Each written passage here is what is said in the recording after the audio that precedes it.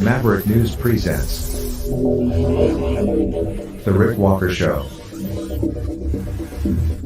Defrag your mind.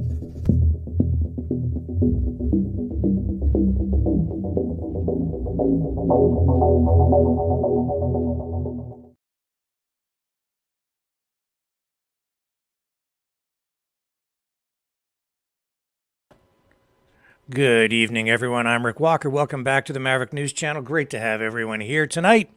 Again, man, what else we're going to talk about but the war between Israel and Hamas? It's still dominating headlines around the world. And, we absolutely need to talk about that tonight. Many new developments. No way out. The Israelis have warned the Palestinians to get out of Gaza, but they don't appear to have a viable route out to safety. It's a problem. In addition to that, everything is escalating. The United States is now sending a second aircraft carrier into the region. We'll give you the details. In addition to that, it has now been confirmed that 5 Canadians have been killed in that war.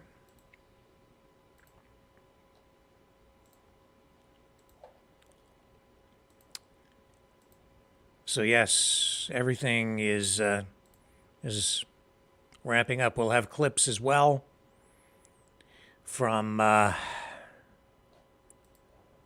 newsmakers around the world tonight who react and give their perspective on this. In addition to that, I'm going to rewind a little bit tonight to respond to, well, not so much respond, but just acknowledge that there are some new emerging perspectives on this Yaroslav Hunka Nazi scandal in Canadian Parliament. A different perspective being offered, which may give you a broader view on the whole issue.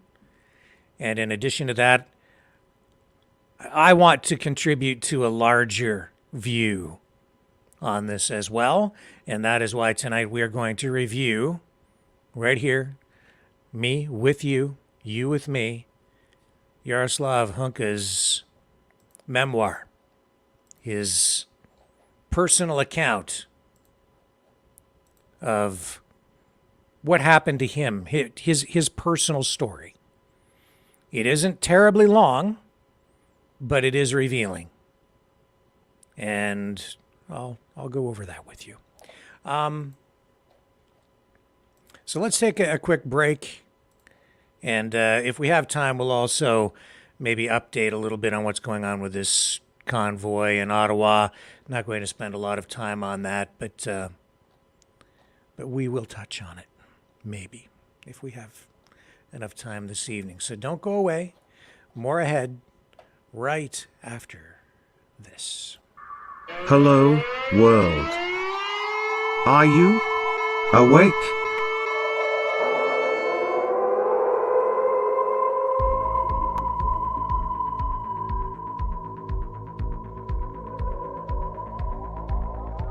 Uniting humankind by liberating millions of minds at a time. Maverick News. The world is watching.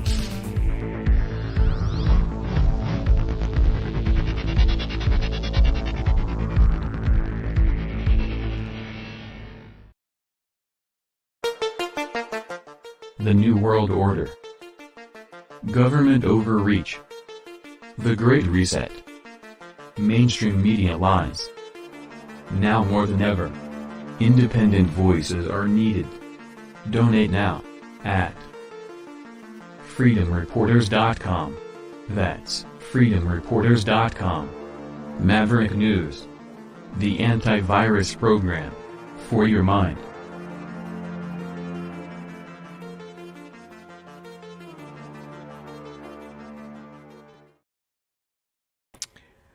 Here I am. I'm back.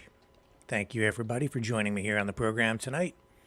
Just a reminder, usually I wait until later in the program, but just to kind of just get the housekeeping stuff out of the way, you can support the show by donating at freedomreporters.com, or alternatively, you can donate at maverickdonations.com. Please like, share, subscribe while you're watching the show. If you happen to stroll over to Rumble, please subscribe over there. We're growing like crazy on the Rumble channels, and we need to because that is the free speech platform. So subscribe. And if you're over on YouTube and you subscribe there, make sure you hit the notification bell so that you receive notifications every time we put a new video up. Really appreciate that. And you can also donate through the Rumble Rants over on the Rumble channels. So greatly appreciate that. And then after, we do have these programs available on BitChute, CloudHub, HugeTube as well. They're also over on Twitter and a couple of other platforms, Odyssey, Twitch as well. So we're all over the place. Oh, we've also got the Podbean podcast going on, so you can always find us there. And that seems to be pretty easy to find even just through the Google search. So, Podbean away. Where will we start tonight? Let's start with what's going on with the war between Israel and Hamas. The Israeli military tonight is sending a message to Hezbollah saying, watch very closely what is happening to Hamas. So Israel is preparing for a possible multi-front conflict following that attack by Hamas earlier this month. And today, Israeli Defense Forces Lieutenant Colonel Peter Lerner confirmed that they have prepared for a possible ground invasion of Gaza, which would mark the first incursion into the enclave since 2014. Now, I have seen reports indicating that that ground incursion has been delayed because of rain. Right now, though, folks, I am not taking anything at face value, anything I'm seeing online, anything I'm seeing at all. I'm taking it all with a little bit of a grain of salt. There's so much misinformation, disinformation, twisted, double, quadruple malinformation out there. I'm reluctant to say anything is factual until I can, almost see it, taste it, touch it myself, and hear it. I saw today a video. They had that whole, I think it was 40 babies beheaded story, which has been pretty much debunked as being ineffective propaganda, a lie. Well, today I saw a story on the other side, and it was so obviously to me fake, saying that Israeli soldiers had beheaded 10 babies in Gaza, and there was a reporter standing there in very much the same way as the other reporter for I-24 said, who gave us the 40 babies story. This now on the other side, accusing Israeli soldiers of beheading Palestinian babies in Gaza, 10. And there was commotion going on and behind, and she said, and the reporter says, "Oh, and an ambulance shows up." I'm not going to show you the video, but to me, it looked so obviously staged, and I don't believe that at all. I just don't believe it. And the video looks completely staged. And then it was like, oh, cue the person with the stretcher, and two guys run by with some thing that's supposed to be a person on a stretcher, but it's all covered up, and it was just, to me, completely bogus. It was so bad, actually, I thought, this has to be like a double mind screw. Incredibly distasteful.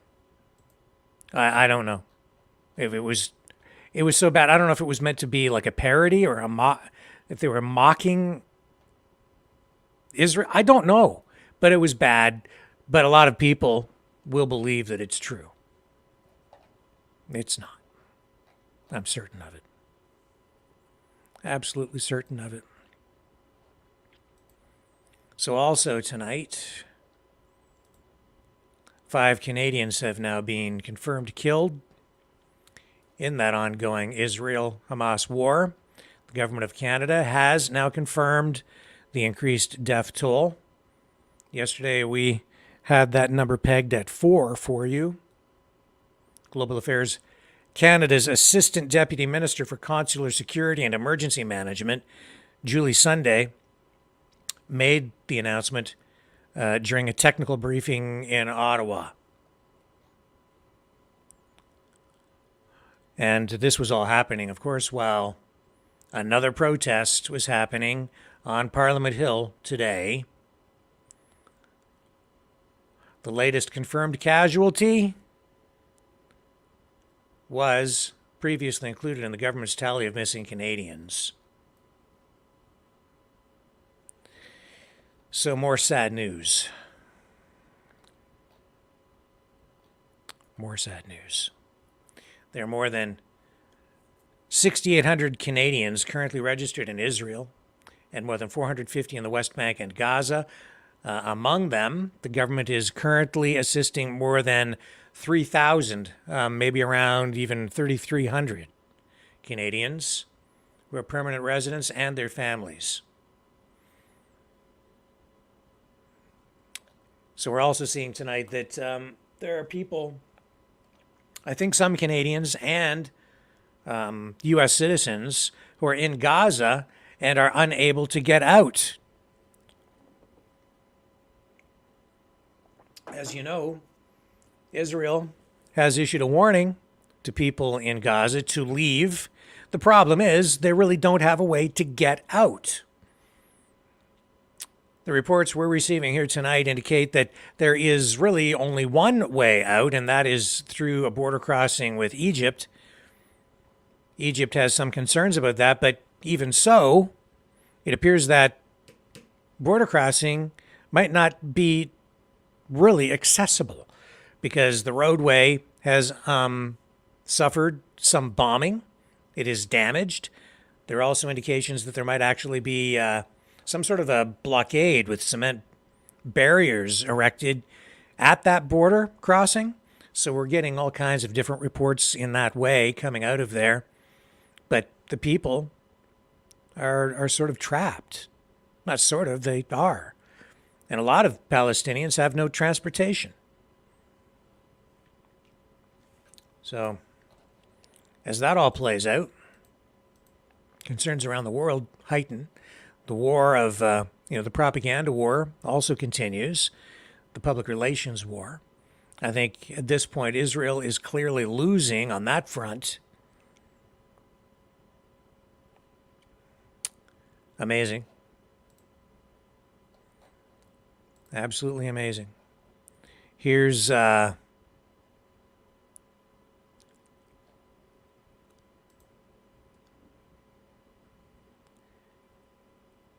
just getting this queued up here for you. Here's Ursula von der Leyen saying there's no justification for Hamas's heinous act of terror, her words. She goes on and says, Israel has the right to defend itself. At the same time, civilians in Gaza are also victims of Hamas, she says. And she says this is why they are tripling humanitarian aid for Palestinians in need. So let's go to this world leader, shall we? And let's hear what she has to say. Here we go. All right, Ursula. You tell us what's on your mind. Sorry, folks, here we go. What Hamas did is not only a terrorist act, but an act of war.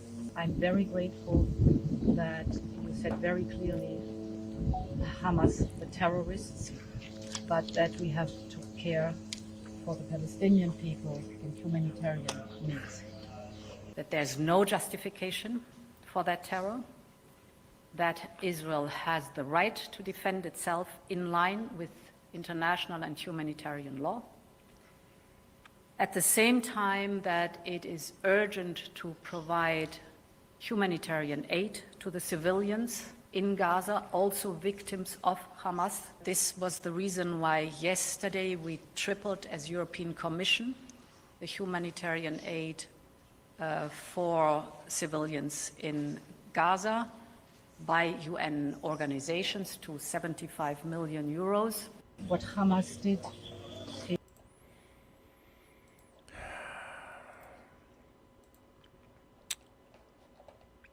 So, boy, it gets complicated, doesn't it?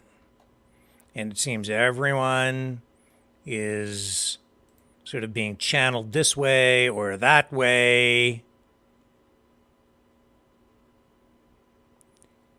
to pick a side.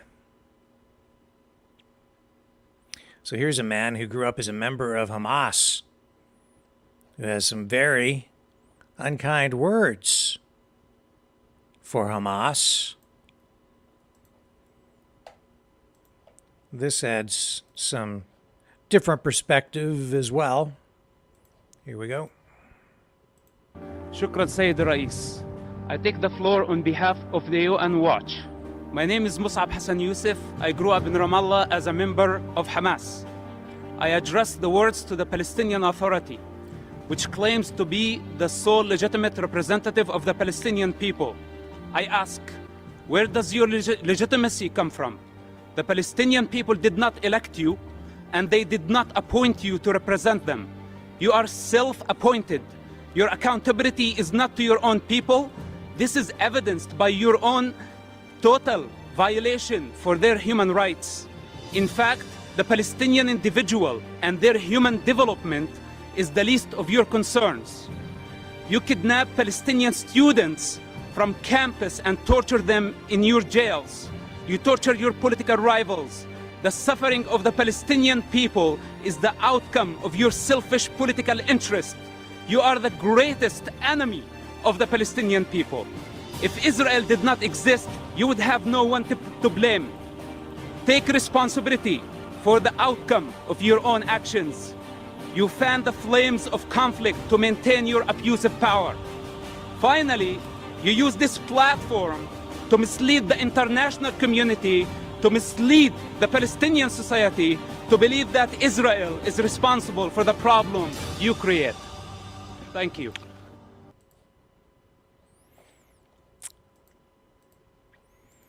And this is what it looked like in Ottawa today. This was a few hours ago. Another big protest, pro-Palestinian protest in Canada's capital.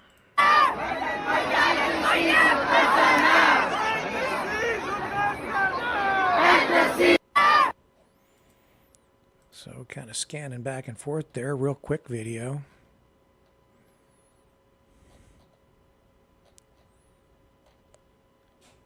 So here's a still shot to show you the size of the crowd today. Sort of, not an aerial shot, but gives you some perspective. Hope that helps you.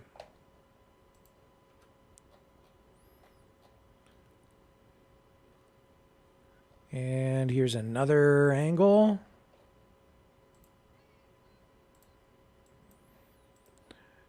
Again, Ottawa, Ontario, Canada. Free Palestine! Free Palestine! Free Palestine!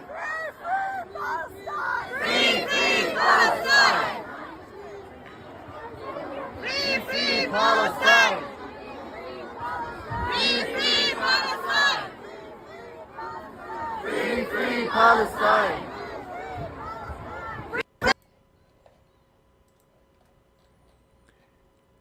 Yeah.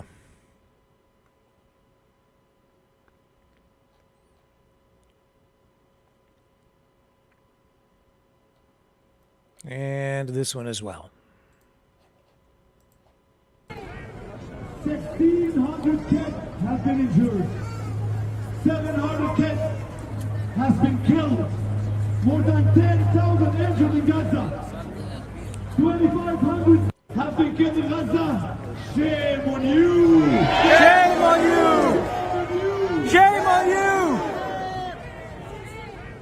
1,600 kids have been injured.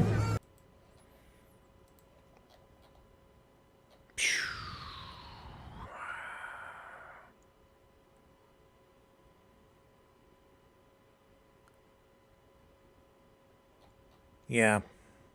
So the protests continue. All around the world, really. And here's another angle on the march today in Ottawa.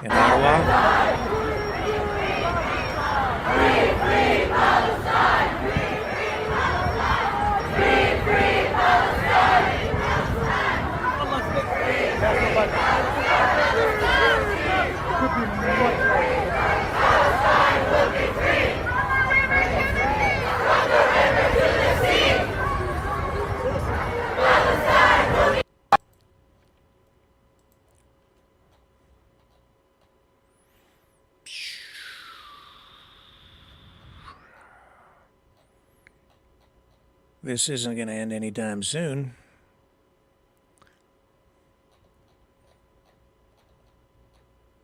Obviously. Okay, let's take a brief break. I'll gather my thoughts and gather my clips and gather my notes, and we'll be right back.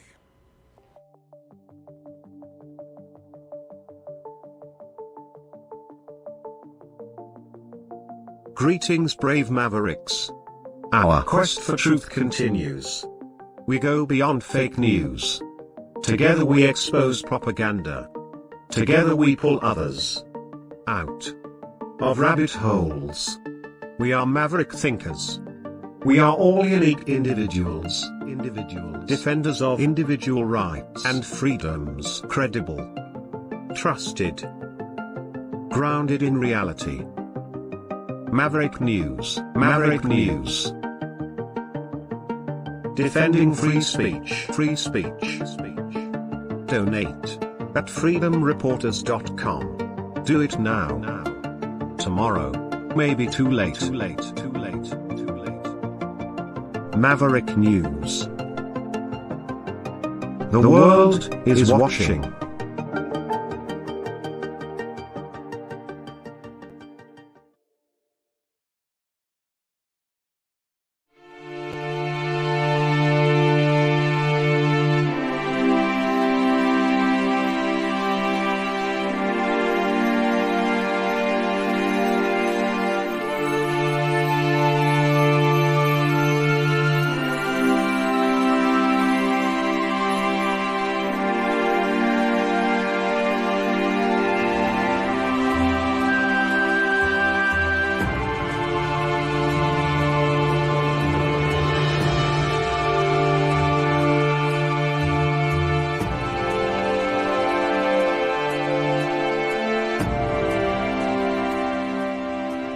Maverick News.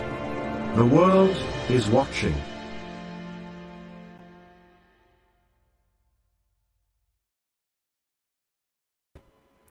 Okay. So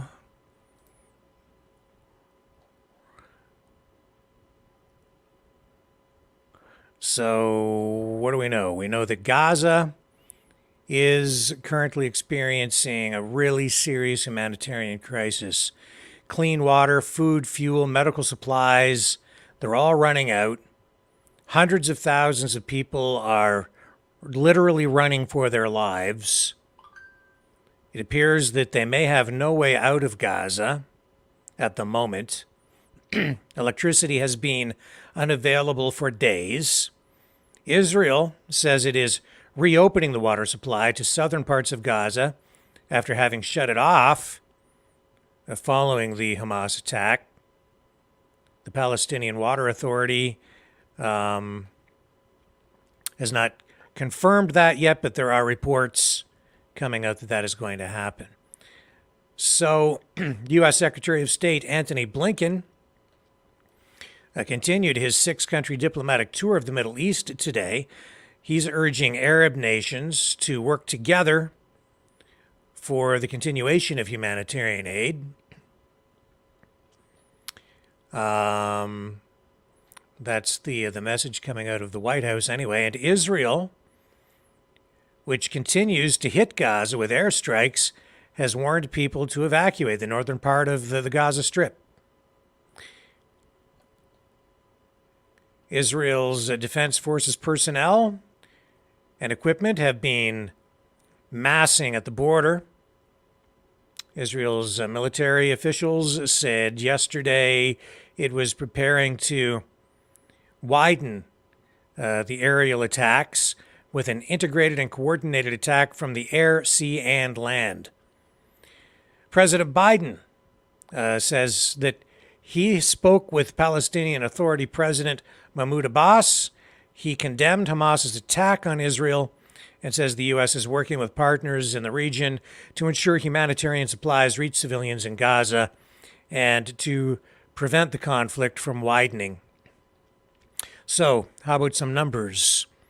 Well, we know that over 2,400 people have been killed in Gaza. 9,200 at least have been reported injured. In Israel, 1,400 have been killed, and an additional 3,500 have been reported as wounded. 29 Americans were also killed, 29. 15 are still missing. Those numbers come straight from the State Department.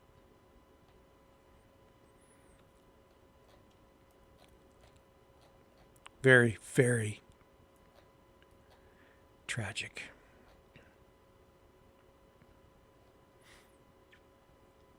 And UN officials are saying that relief agencies can't handle the scale of the humanitarian crisis that is unfolding in Gaza.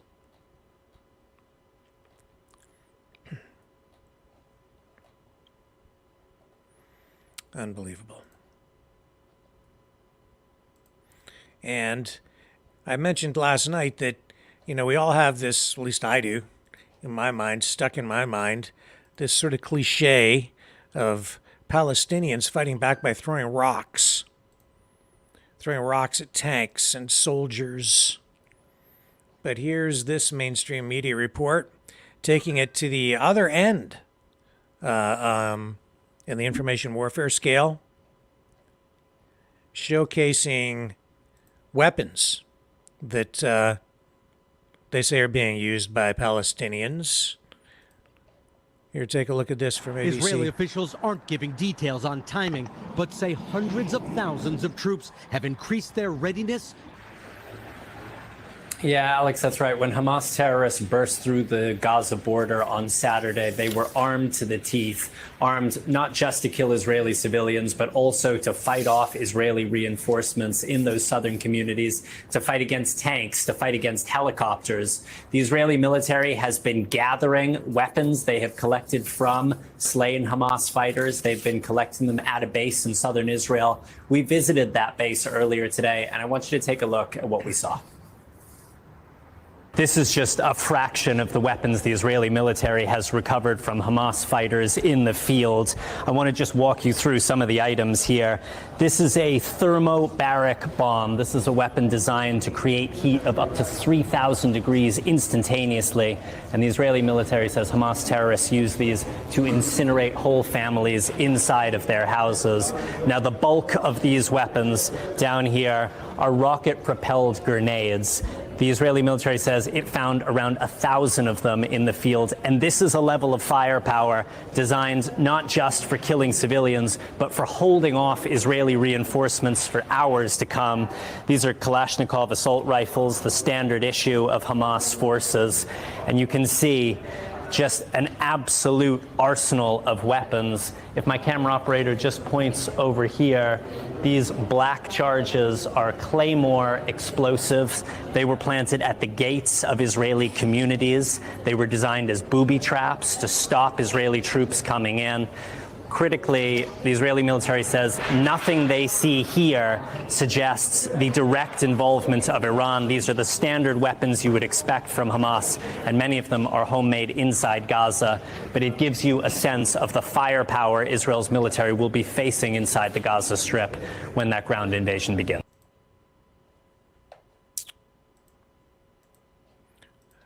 Obviously not as simple as some people think. Now, I take that with a grain of salt, too. That's mainstream media. That's MSNBC. I don't really trust them as a bona fide, full-up, straight-on news source. And I also don't entirely trust government sources in a situation like that, because they could pull out munitions, lay them on the floor, say they got them here, say they got them anywhere. They can tell that reporter anything they want. They're controlling the situation there entirely. So for all I know, that report is entirely fabricated as well. It looks authentic to me. It has the ring of truth to it, but we really never know these days. That is tragic as well. How do you know what the truth is anymore? Just don't. Just don't know. Just don't know. Am I missing anything on this story tonight? I think, I think we've kind of hit everything we need to hit on this for this evening. I think that pretty much brings us up to date. So let's move on to some other stuff. I am going to take another quick break so I can get a couple of things queued up. We're moving on to other news on the other side of this.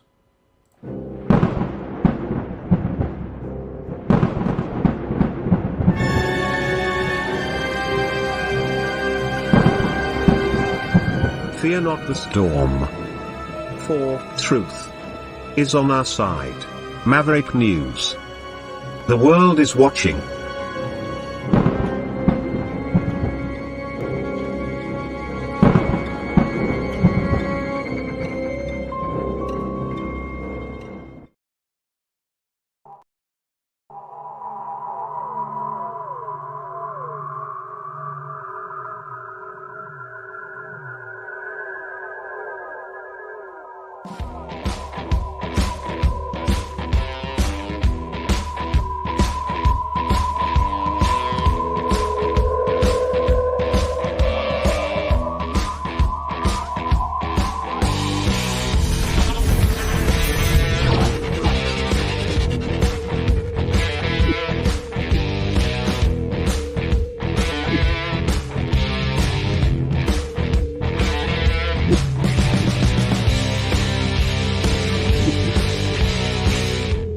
Maverick News. The world is watching.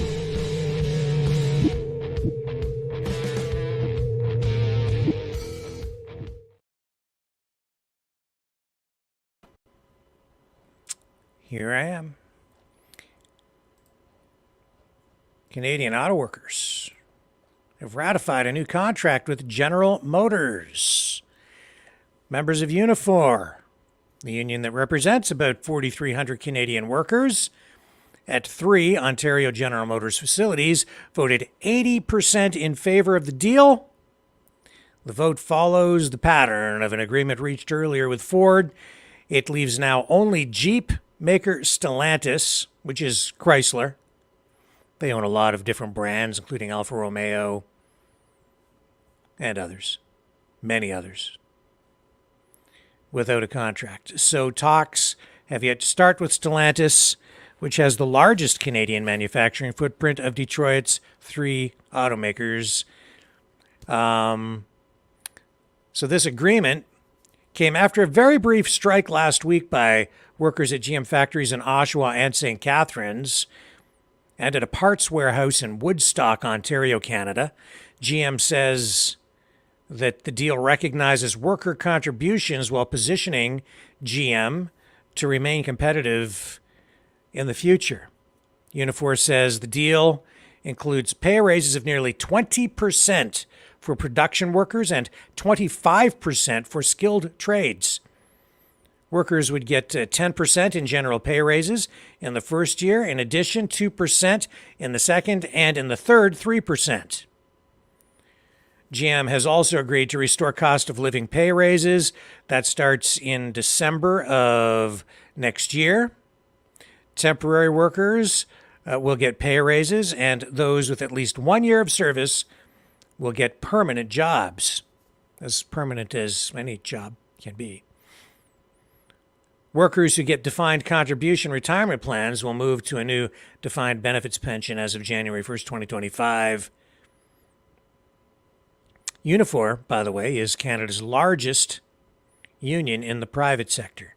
They have 315,000 workers, not just in the auto industry, but other industries as well. Now, in the U.S., we still have ongoing strikes involving the United Auto Workers Union, which is separate from Unifor. 2 different unions, 2 different countries. Years and years ago, it used to be all UAW on both sides of the border, but that changed a long time ago. So the United Auto Workers Union has nearly 34,000 workers off their jobs right now in the United States at all 3, involving all 3 of North America's major automakers, Stellantis, Ford, GM. But that's still a pretty sweet deal as far as I'm concerned. They're very lucky to get that. The envy, I think, of other unionized workers and especially non-union workers across Canada. Suzanne Summers. I don't do a lot of entertainment news, but Suzanne Summers has passed away. You probably remember Suzanne Summers, best known for her role on the sitcom Three's Company back in the 1970s. Let me just bring up a few pictures of Suzanne Summers.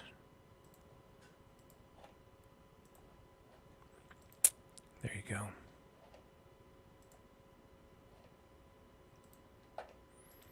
Time marches on.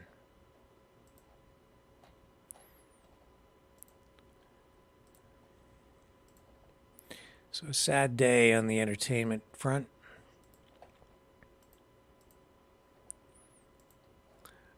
I lost my notes here. Yeah, so she passed away at her home earlier this morning. She had been battling breast cancer for over 23 years. There were many stories done about that. She was surrounded by her family. She was 77 years old.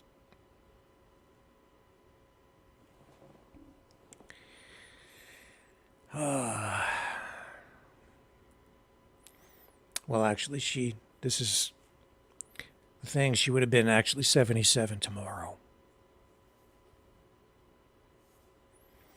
So she died just one day short. And her family was there to celebrate her birthday. But now, of course, making funeral arrangements. And there will be a private family burial later this week. So, I don't know. I hate change. And I hate reporting on things like that. Also shows how old I'm getting. And that's the truth, too. What else do I have for you tonight?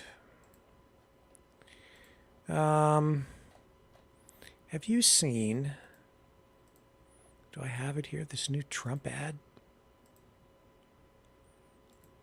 I don't know if I have it for you or not. I thought I did. It's a Donald Trump campaign style ad.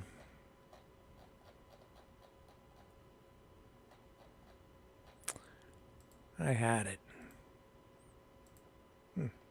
It's missing. Missing in action. Donald, where did you go? I don't know. I don't know why that happens. I have all this stuff queued up for you, and then I can't find it sometimes. That's just too much, I guess. Well, how about this then? Not going to spend much time on this. The Save the Children convoy is still going on in Ottawa. Here's a little bit of footage from today. Here we go. Here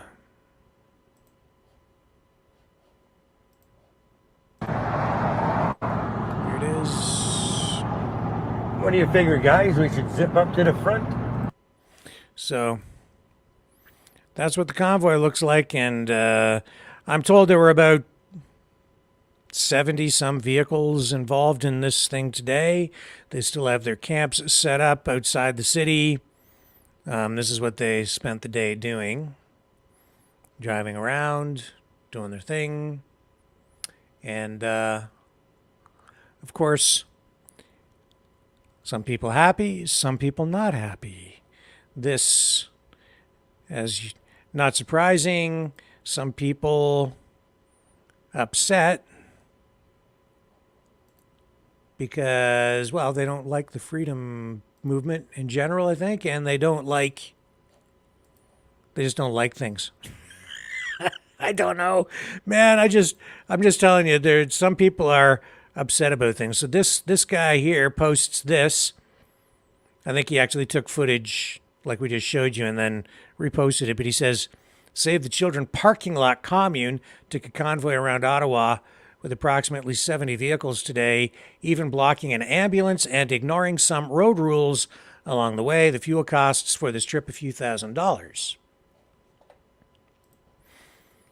And to make his point, he posts this video. So I'll share it with you just to show you what these guys convoying are up against out there.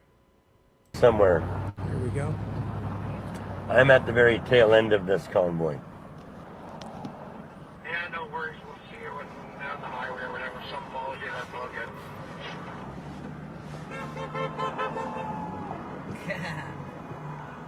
Yeah. So the guy posted this, ignoring emergency vehicles with sirens and traffic laws to own the libs. Okay, we're going to pull over and wait for you because we're already on the 417. We're ahead of you. And we want a convoy. That's okay. Well, I'm hoping... Oh, this light turned yellow. Crap. And stuck in an intersection. We're 417's about a kilometer away here. Now sitting there waiting.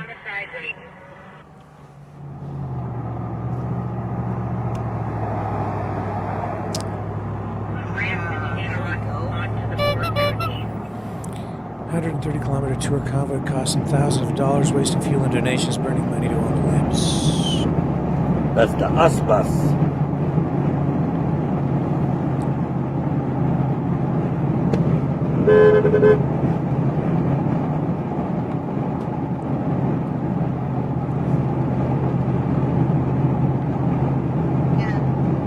Got to see a good tour of Ottawa and around Ottawa and down the highways and back right into camp. So thanks for tagging along, guys, today. And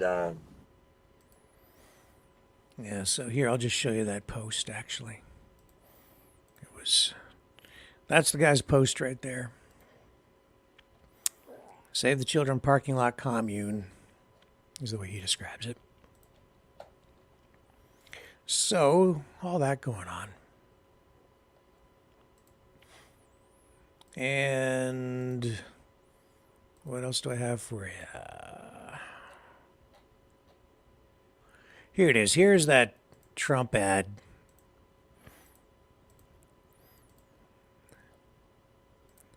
I sometimes like to run these political ads. They give you an indication of where things are at. Oops, we don't want that one. We want this one. Here we go. The elusive Donald Trump campaign ad, or whatever the heck this thing is. Here we go. So this is with Tucker Carlson's voiceover. Millions of Americans sincerely love Donald Trump. They love him in spite of everything they've heard. They love him often in spite of himself. They love Donald Trump because no one else loves them. The country they built, the country their ancestors fought for over hundreds of years, has left them to die in their unfashionable little towns, mocked and despised by the sneering half-wits with finance degrees but no actual skills who seem to run everything all of a sudden. Whatever Donald Trump's faults, he is better than the rest of the people in charge. At least he doesn't hate them for their weakness. Donald Trump, in other words, is and has always been a living indictment of the people who run this country. That was true 4 years ago, when Trump came out of nowhere to win the presidency, and it's every bit as true right now. Trump rose because they failed. It's as simple as that. If the people in charge had done a halfway decent job with the country they inherited, if they'd cared about anything other than themselves, even for just a moment, Donald Trump would still be hosting Celebrity Apprentice. But they didn't. Instead, they were incompetent and narcissistic and cruel and relentlessly dishonest. They wrecked what they didn't build. They lied about it. They hurt anyone who told the truth about what they were doing. That's true. We watched. America is still a great country, the best in the world, but our ruling class is disgusting. A vote for Trump is a vote against them. That's what's going on in this country.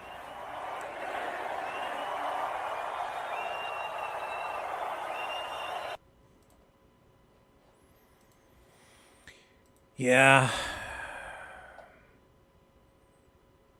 I understand why people feel like their voice doesn't matter anymore, but it does. It does matter. It's just that people in positions of power have been corrupted by that power, and they've given in to the temptation, and now the entire system has been perverted, hijacked. They've outsourced our jobs, sent them overseas. It is truly a perverted form of capitalism, fascistic corporatism that has taken over the system. That's what it's been turned into. It isn't about productivity anymore. It isn't about increasing the standard of living, the quality of life through productivity, output by making things, craftsmanship. Oh, sure, there are still factories out there. There is still industry, but not like it used to be. Now it's all fake money, printed cash, trillions and trillions of dollars, everything fueled by debt. Debt. Not productivity. Debt. Don't produce anything, just print more money. Back it up with promises and guns, a military industrial complex. That's what we produce. That's where we produce, at least in the U.S., and to some degree in Canada, less so. But we follow along up here, too. You still count, though. We all still count. Just not as much as we used to. That's what everyone is trying to do. They're trying to turn it around. People can't really put their finger on it. They really don't know why. Because it's economics. It's complicated. It's hidden. It's cloaked in mainstream media messaging and even online, in independent media voices as well, that really don't fully understand what's going on. They've taken over. They've profited by perverting the system.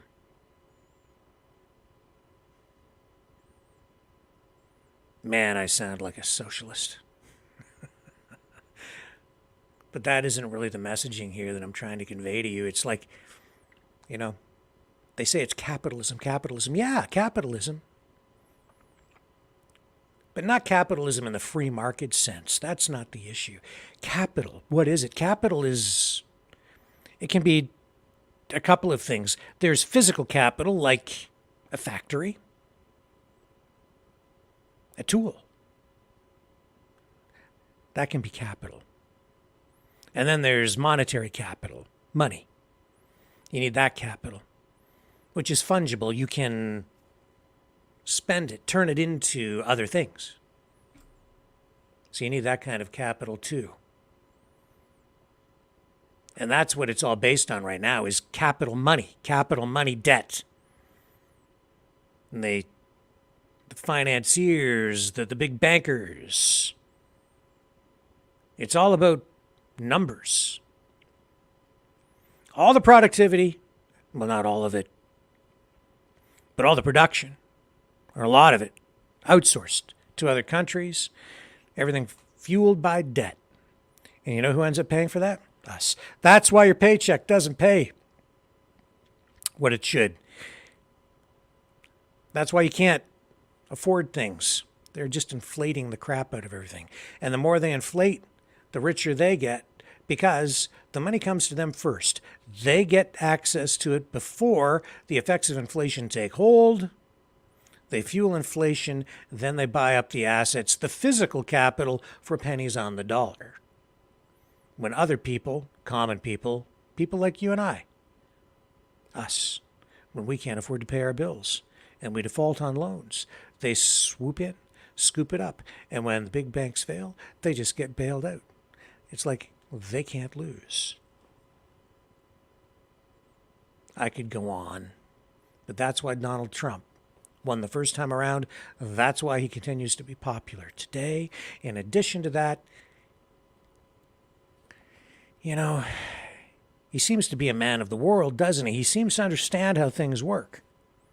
Maybe more so than other candidates. I think when, you know, he's not really a common man. He has about as much in common with me and you as oil and water. But somehow he mixes. It's his speech, the way he speaks to people. He uses very common language. That's what makes him an effective orator. People can relate to him. And he's said that, you know, he seems to get along better with taxi cab drivers than the world elite, but he has such a strong personality, he's been able to assert himself in very effective ways.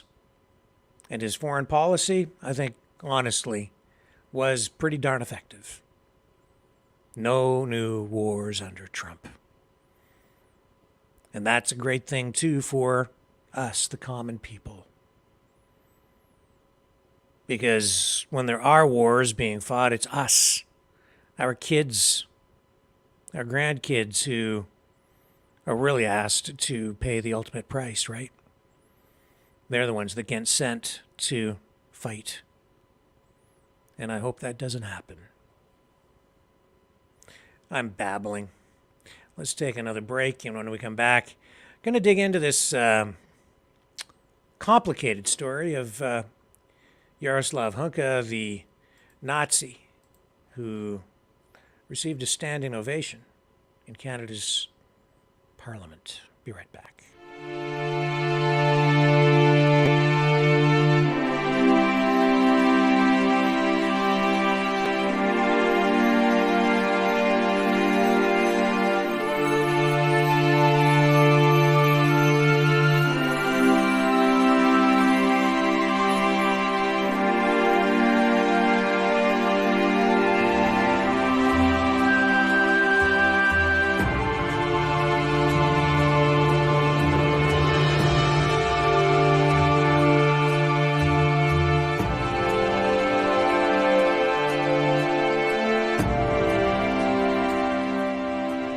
Maverick News. The world is watching.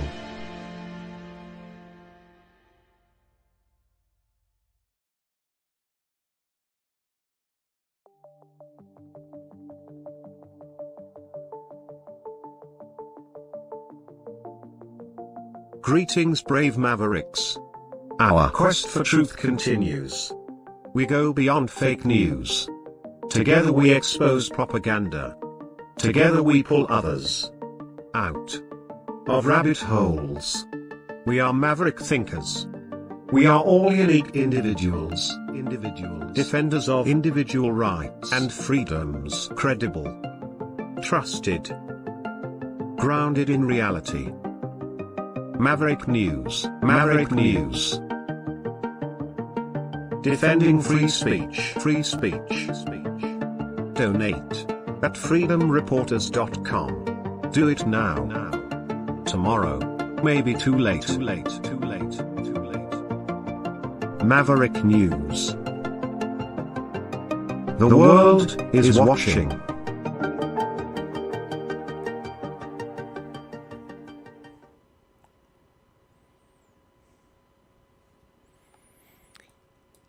As I watch the war unfold in the Middle East, it just confirms for me that in a conflict where people are being killed, there's usually no right side. I don't know. Maybe there is. Maybe there isn't. Is there a right and a wrong when people are being killed? I suppose if it's like totally self-defense, that's one thing.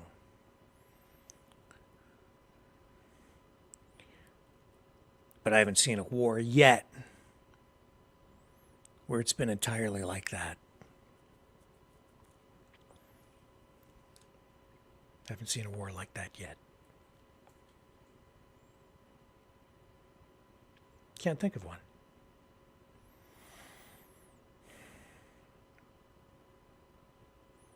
Well, as part of the Ukraine conflict, we saw Yaroslav Hunka honored in Canadian Parliament. People lost their minds. And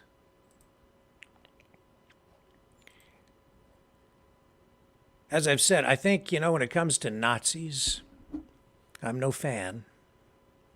That's for sure. Don't like fascism, don't like Nazis. And I'm not here to make excuses for anyone. However, I do have to acknowledge that a lot of people have been very quick to convict without due process and quick to dehumanize Yaroslav Hunka. It makes for a better story. It makes for way better storytelling when you can just portray something or spin a story up in purely black and white terms. Good versus evil. Truth is rarely like that.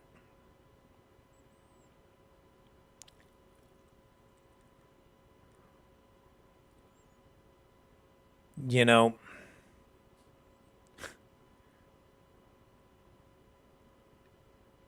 you can talk about any country involved in a conflict, in a war. You can probably find some war crimes there.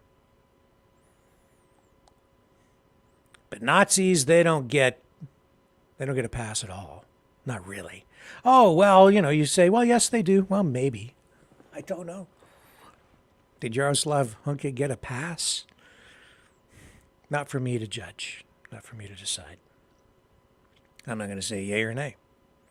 But what I am going to say is it's not quite as simple as people make it out to be. I'm not piling on the he's just a Nazi, not a human being bandwagon. And we're seeing media reports come out indicating that, this is a little bit complicated. And it's also because when it comes to history, a lot of people, journalists, are real quick, again, to sort of tell you a selective history. And that's my opinion that I can back up with empirical evidence. Here's Euromaidan Press, the complicated truth about Yaroslav Hunka. It says here, like many Ukrainians of his day, and this is the view by, what's this author's name? Eugenia Martiniak. Like many Ukrainians of his day, Hunka joined the Germans only to fight against what he saw as the greater evil, Soviet occupation. Says, spears are flying in Canada after its parliament unwittingly delivered a standing ovation to a Ukrainian 98-year-old World War II veteran who fought under a Nazi unit, and a Jewish group accused him of participation in the Holocaust. While the heroization of Hunka in the Canadian Parliament was ill-advised, a deep dive into his history reveals a young man far removed from Nazi ideology who chose the only available option to fight against what he saw as the greater evil, Soviet occupation. It also reveals that his unit was cleared of war crimes by a Canadian commission. That is true. The Duchesne Commission, indicated that, and this was back in the 1980s, they did look at that unit. And declared that there was no definitive evidence that people like Yaroslav Hunka had committed a war crime. That is to say that each person was to be judged as an individual and were entitled to due process. Now, was that thorough? I can't say. But I've seen Yaroslav Hunka convicted in the court of public opinion by journalists who honestly don't know squat about Canada. All they know is that this Nazi was honored in Parliament, and because there was some indication that the SS Waffen Galicia unit has that if he's a member of that, he's automatically guilty. No trial needed. Well, I beg to differ. Everybody is entitled to due process as an individual. Even the leadership of the Nazi Party, each one of those guys had a day in court during the Nuremberg trials.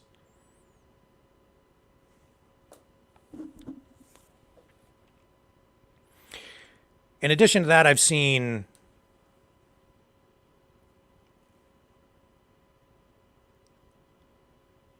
some journalists refer to this memoir, an online blog.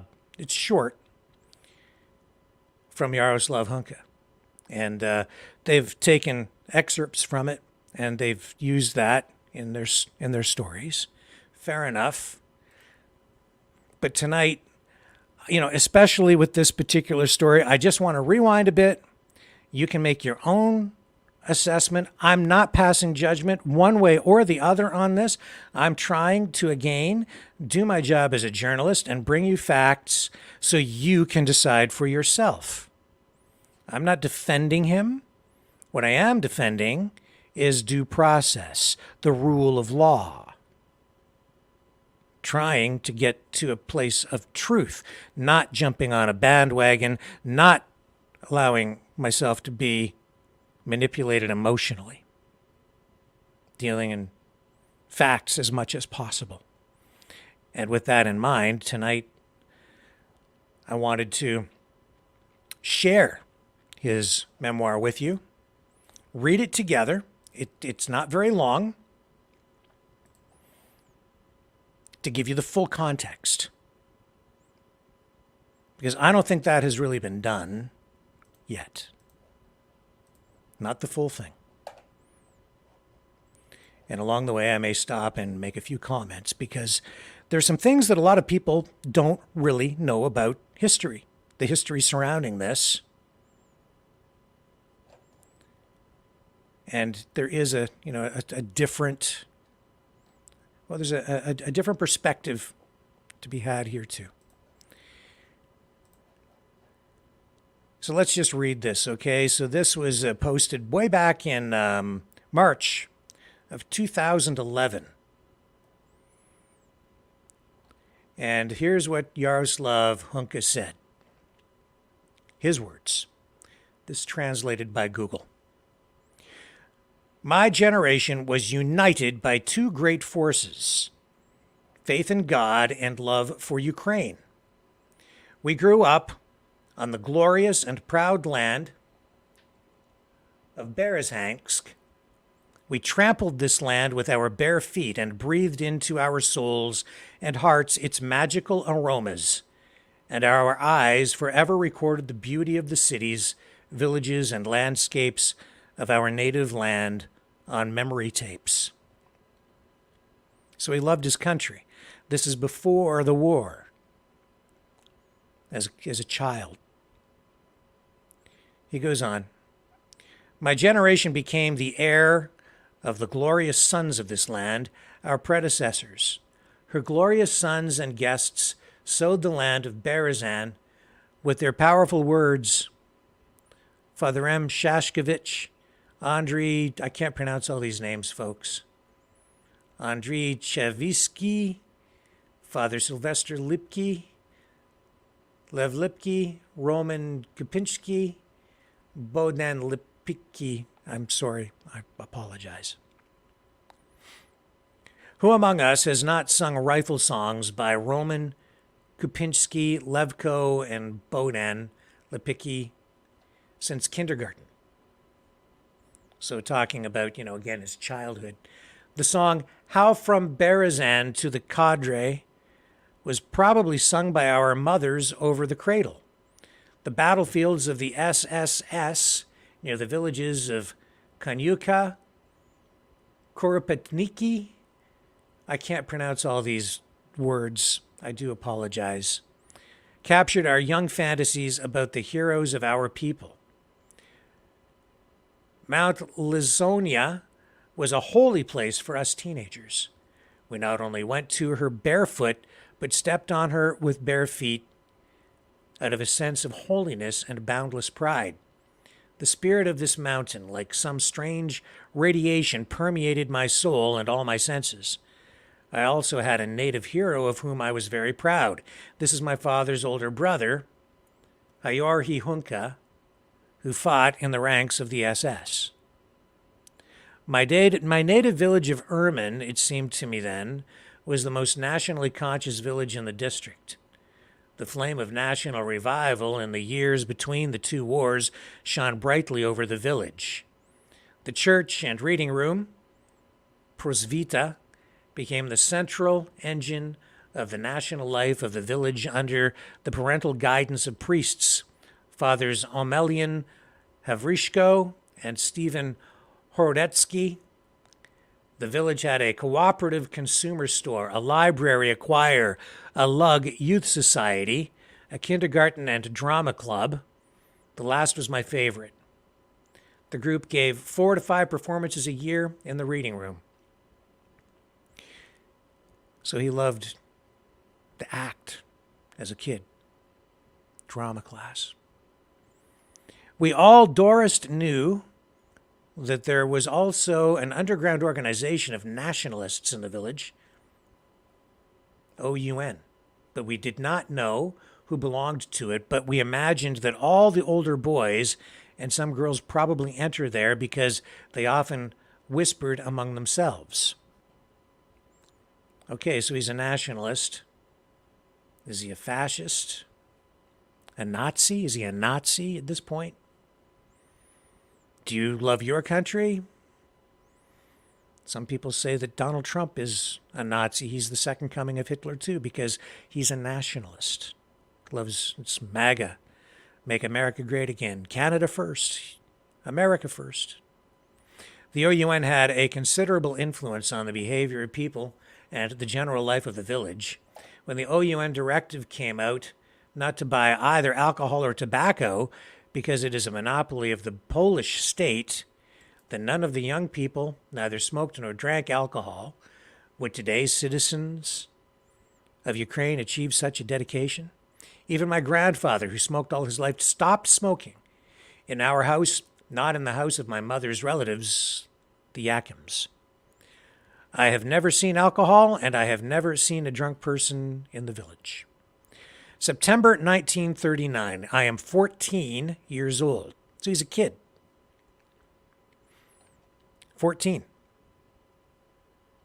The Polish army and the civilian population are fleeing along the road in the direction of Berezan in a continuous roll. And German planes are catching up with them from time to time. Every day we impatiently looked in the direction of the Pomorians with the hope that those mystical German knights who give such bullets to the hated peasants would appear. One day, instead of them, a column of horsemen with red stars on their caps arrived from Berezan. Again, he's 14 at this point. You think about what it was like when you were 14. I'm trying to. Did you have fully formed opinions on things at 14 years of age? Did you understand the nuances of international politics?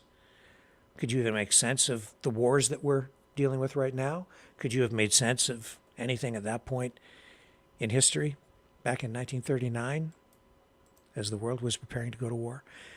Science, the school in Berezani became free, and my father sent me to Berezani to school. I stayed in a Polish bursa and started going to the 5th grade.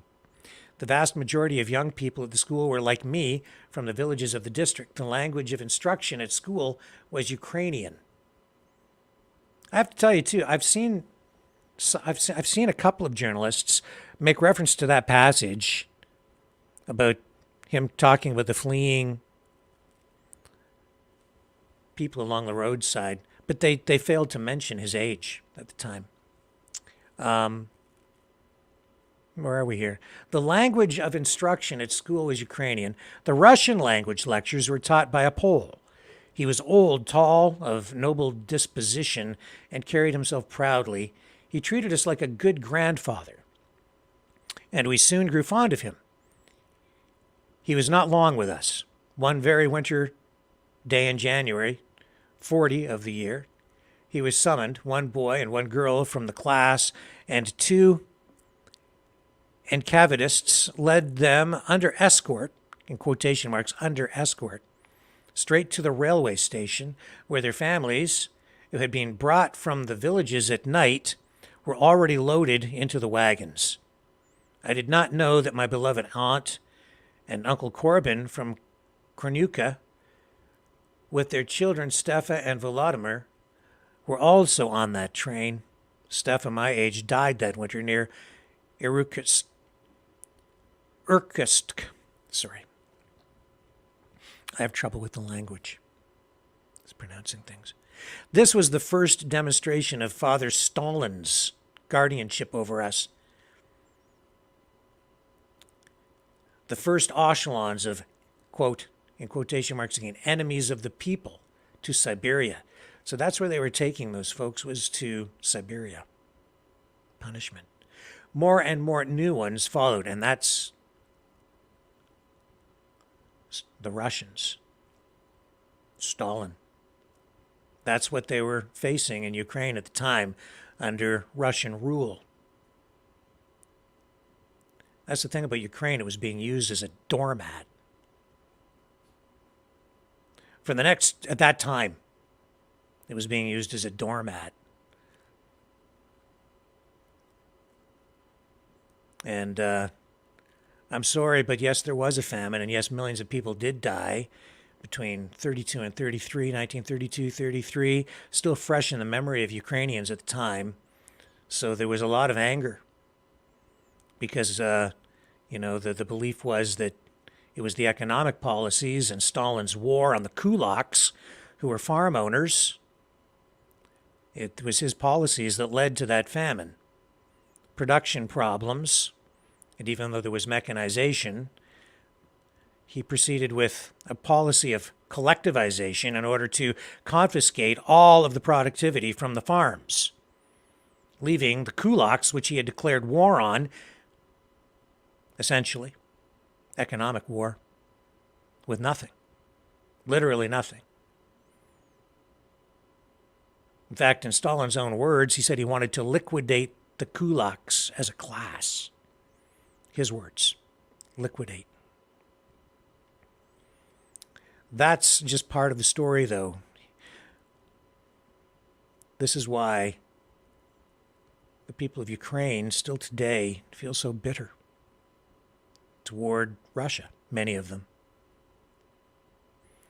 So he goes on here and says, for the next school year, I moved to live in the Ukrainian Bursa in Raiska Street, where Professor Mikhailo Rebrik was the manager. In my 6th grade, out of 40 students, there were 6 Ukrainians, 2 Poles, and the rest were Jewish children of refugees from Poland. We wondered why they were running away from such a civilized Western nation as the Germans. So again, I've heard that passage used by journalists as well, and again, no reference at the time to his age. So what is he? He's like 14. He's in grade, 5? And this is his account, his recollection of what happened at the time, how he remembers that personal experience. Arrests continued in the city and in the villages, and people, and again in quotations, enemies of the people, were taken to Siberia by the Russians. This did not escape the schools in Bursa. One Saturday, the director of the Tchuk school called 3 10th grade students from the Bursa, and no one saw them again. They took away the kids.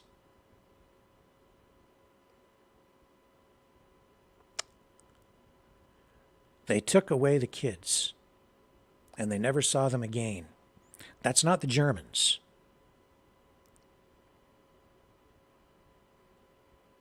If I'm reading that correctly.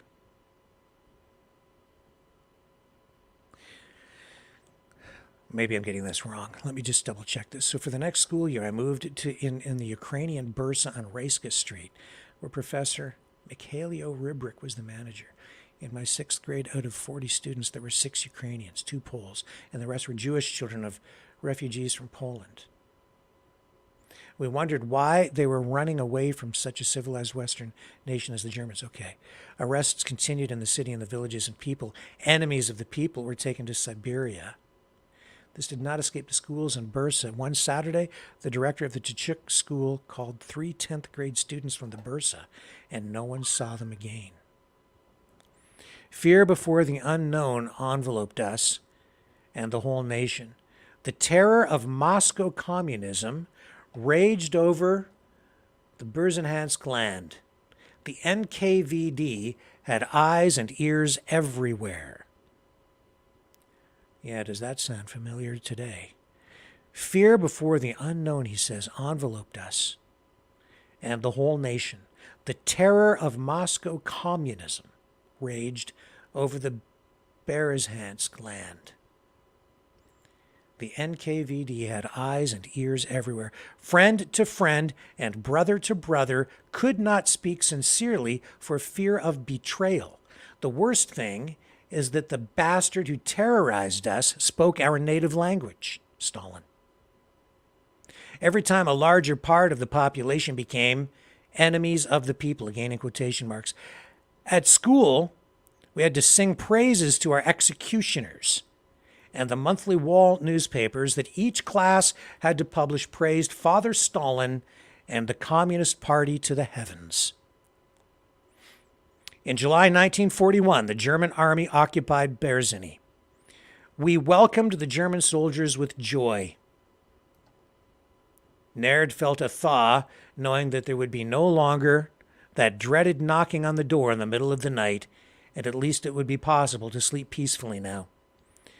So at the time,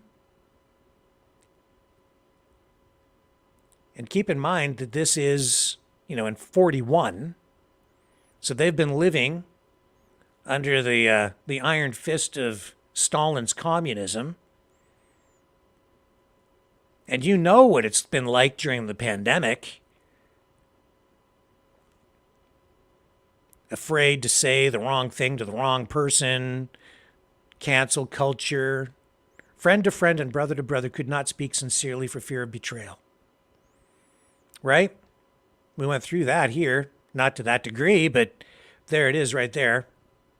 So this is what he's remembering about the way life was under Russian occupation, Russian rule. Didn't like communism. Fresh memories of the Great Famine and the millions of people who died. And that was horrific. And that's what communism did to the people there. That's why they were so angry. So when the Germans showed up, well, that's the other side, isn't it? So he says here, after entering Berezin, the Germans occupied the new gymnasium under the administrative building, and our classes were moved to the old traditional place, the second floor of the town hall. The new liberator of the Ukrainian people, and he puts liberator in quotation marks. The new liberator. So keeping in mind that he is writing this, I think, as an adult, remembering what it was like as a kid, and then he puts liberator in quotation marks because he recognizes, that would indicate to me that he doesn't today view what Hitler did as liberation. Today he doesn't view Hitler as a liberator. That's why he puts it in quotation marks. The new liberator of the Ukrainian people, because he didn't really liberate them at all. He was just the new dictator. Führer Hitler reigned over the Berzhensk land. Portraits of Hitler in a long overcoat with a raised collar covering his menacing face. Not happy, menacing face is how he describes Hitler, with small, as if artificially attached whiskers under his sharp nose, and with the inscription, Hitler Liberator, again in quotation marks, hung in each classes. The Fuhrer immediately revealed his plans for Ukraine, liquidating the provisional Ukrainian government in Lviv and imprisoning Ukrainian leaders in concentration camps. Yep. Doesn't sound like he's that happy about it. A new wave of arrests followed. It was easier to confront the new enemy because A, he was easy to recognize. B, he spoke a foreign language to us. He did not permeate our society with sexos as the Muscovite did. So he's calling the Germans the new enemy. He had the Russians. Now they have a new enemy. They've just been invaded by these other guys. That's what I'm taking from, that's the way I'm reading this. In the gymnasium, science took place in a national spirit with lectures on religion. We could freely talk to each other about various topics, including politics, without any fear. Now Professor Mikhailo Rebrick became the strictest, who decided to raise us all to be perfect gentlemen, which was impossible to do. The Organization of Ukrainian Nationalists organized its cells in the gymnasium and embraced many young people. I just turned 16. So now he's 16 years old. Man, when I was 16, I had things on my mind, but it wasn't politics so much. It was. Actually, I was kind of a weird kid that way, but, you know, when you're 16, what are you thinking of? You're thinking of dating and, anyway, and the future. I just turned 16, and the next 2 years were the happiest years of my life. Again, this is another passage that people are referring to, but, you know, not really putting much emphasis on his age at the time, as though now that they've been invaded by the Germans, that's why he's happy.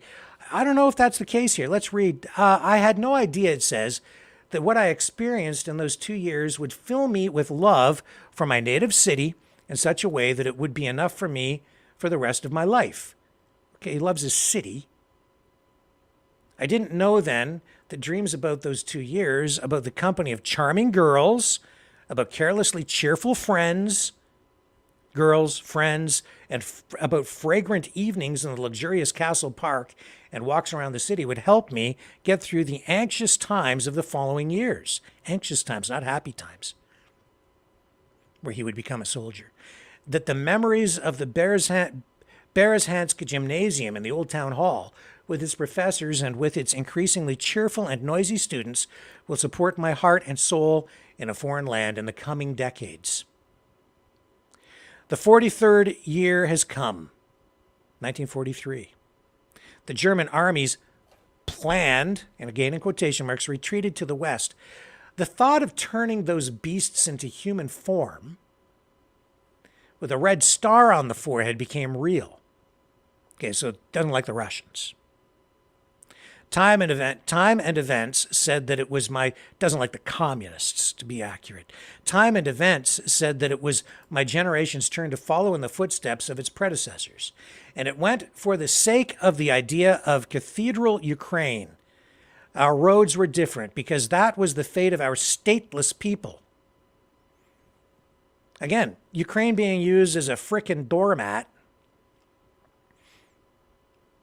by dictators. At the call of the OUN, many joined the ranks of the UPA. Others, at the call of the Ukrainian Central Committee, went as volunteers to the Galicia Division. In 2 weeks, 80,000 volunteers volunteered to join the division, including many students of the Berezhan Gymnasium. None of us asked what our reward would be, what our provisions would be, or even what our tomorrow would be. We felt our duty to our native land and left. So he felt his duty to his native land, being Ukraine. Doesn't say it's to Nazi Germany. He felt he was fighting for Ukraine. Okay. I'm just giving you his words. I'm not putting words in his mouth. I'm not trying to twist anything. Don't shoot the messenger. I know this is an emotional thing. I'm just trying to be fair, balanced, neutral, and accurate. And we'll continue. Many students on the Berezhansk Gymnasium died a heroic death in the ranks of the UPA and the Galicia Division. I do not want the reader to understand that my entire generation was ideologically motivated and spiritually conscious. In a bag of healthy apples, there are also rotten ones. It will depend on the relationship between those two qualities of apples in the course of a given generation. So I think what he's saying there, if I'm interpreting this, if I'm comprehending it properly, is that there were some, maybe, who did embrace Nazism, did go to war because they believed in what Hitler was peddling. But not all of them. And I'm not so sure that it's him, from what he's writing here. Keep in mind, too, folks, there's something that people forget. The reference to what happened in Poland. Hitler had a non-aggression pact with Stalin. Those two dictators were ready to carve Europe up between the two of them. And shortly after signing that non-aggression pact, they had agreed that they were going to split up Poland. So Hitler went in and invaded from one side, and what was it? Maybe a couple weeks later, it was only a matter of days, Stalin invades from the other side. So it wasn't just the Germans who invaded Poland. It was Stalin as well. Now, they didn't call it an invasion, but it was an invasion. And the end result was that Poland was basically split down the middle. Germany took half, Russia took the other half. They made a deal. So if you want, I'm sorry, but the truth is the truth. If you want to hold somebody accountable, you can hold Stalin accountable too, because he made a deal. He was making deals with Hitler, okay? He was in bed with Hitler. They didn't actually like each other. They were, but they didn't care. As long as they were getting what they wanted, they were working together. They made a deal. And they were carving up countries, man. Their alliance didn't hold in the end because there's no honor among thieves, as they were busy stealing countries and carving up Europe. The greed got the better of them, and anyway, that's a whole other story. But my goodness, people forget that, right? Oh, well, yeah, Stalin too. Yeah. Many students of the Bears died of heroic death. We did that. On the last day of the war, the Galicia Division broke off contact with the Czechoslovak Republic in Styria, Austria, and surrendered to the British Army. In a prisoner of war camp in Italy, I met many boys from various villages of the Berezan region. I remember that Yaroslav Babuniak from the Berezansk gymnasium was there. Stepan Kazurza, there's a bunch of different names of people that he remembers. I think that it was the will of God that we should go around the world like the tribe of Israel, tell the world about Ukraine, and 45 years later came to her with help. Our mission was difficult because the world knew very little about us, and what it did know, it was falsely presented by our neighbors. For a person from the West, everything east of Warsaw to Japan was lonely Russia. Little by little, through hard work, personal contacts, and cultural behavior, we attracted the general opinion of the Western peoples to our side. Being separated by an iron curtain from the native land for almost half a century is a very long time in a person's life. A foreigner, and how friendly she is, rich and humane, has a great attraction to itself. One could even forgive those who lost their identity in such circumstances and became lost. The Ukrainian emigration, the emigration of a stateless people, because they used it as a doormat, managed to preserve its identity, not only to preserve, but also to develop its culture and history. The road back to the native land was difficult and long. She went through Western Europe, England, and Canada. My first trip to Ukraine was in September 1989. No one and nothing can prepare a person for those emotionally shocking experiences that he has to endure when he comes face to face with his native land after such a long time of separation. I would not advise people with a weak heart or the elderly to do this prayer. Berezani, you are the best city in the world. For many who spent their youth there, you were their dream for years in distant foreign lands, who brought you to such decline and ruin? Question mark. Who destroyed our dreams? The paths of our childhood were overgrown with weeds and weeds. The roads became impassable. The castle, which was the pride of the city for many generations and a lure for lovers, lies abandoned in ruins. From the famous Berezansky Pond, a big smelly Kalabnia remained. The same fate befell my beloved Yermansky Pond. Out of desperation, I wanted to go to Mount Storosisko and weep at the top of my voice over the shattered long-term dreams and over the ruins of Lepkov's best city in the world. Song. What evil force has been walking here for the past half century?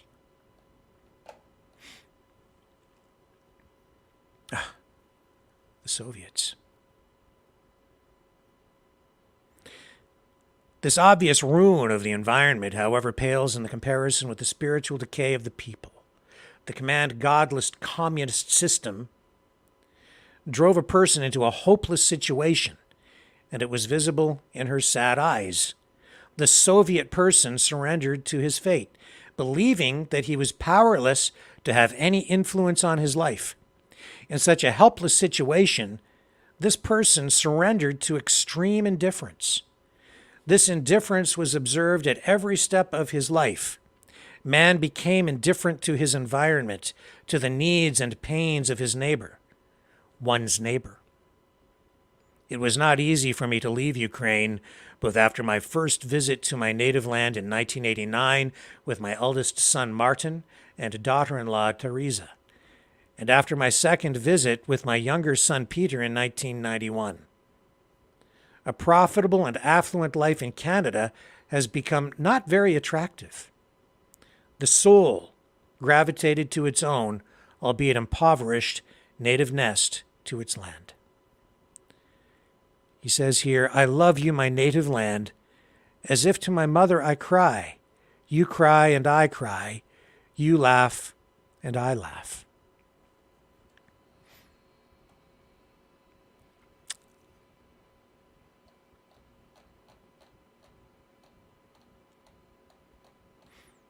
Hmm.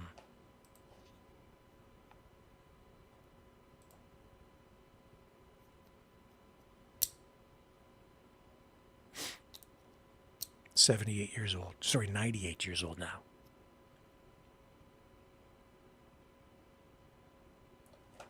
So there you are, you're a teenager.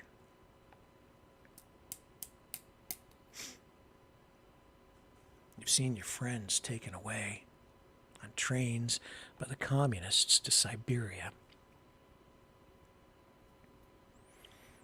You're afraid of what you're going to say because they have censorship and people reporting on neighbors reporting on neighbors. We can relate to that, right? I'm sorry, folks, but Stalin, he killed millions too. And the story of Ukraine is complicated. You know, all those countries, Poland too. I mean, Poland, another country, a victim in World War II. The people there suffered too. I mean, you think back to the Solidarity movement. The fall of the Berlin Wall, Germany divided in two, the Iron Curtain, the Soviet Union. There was no freedom, not really, not under the Soviet system. That's why Lech Walesa in Poland, the Solidarity movement, we all cheered back then when the efforts were made to overthrow that government, the end result was far from perfect, I would say today when I look at the end result. But do you remember worldwide people cheering because the solidarity movement was successful?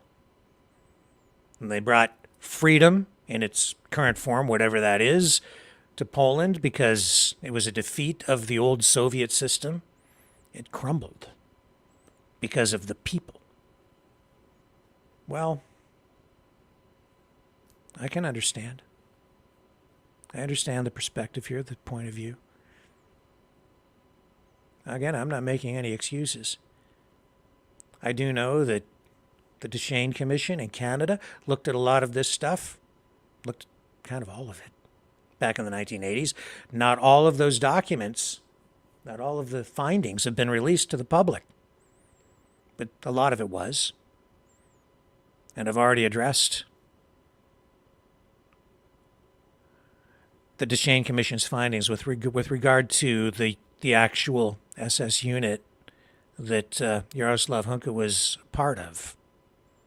He has been scrutinized at various times through history.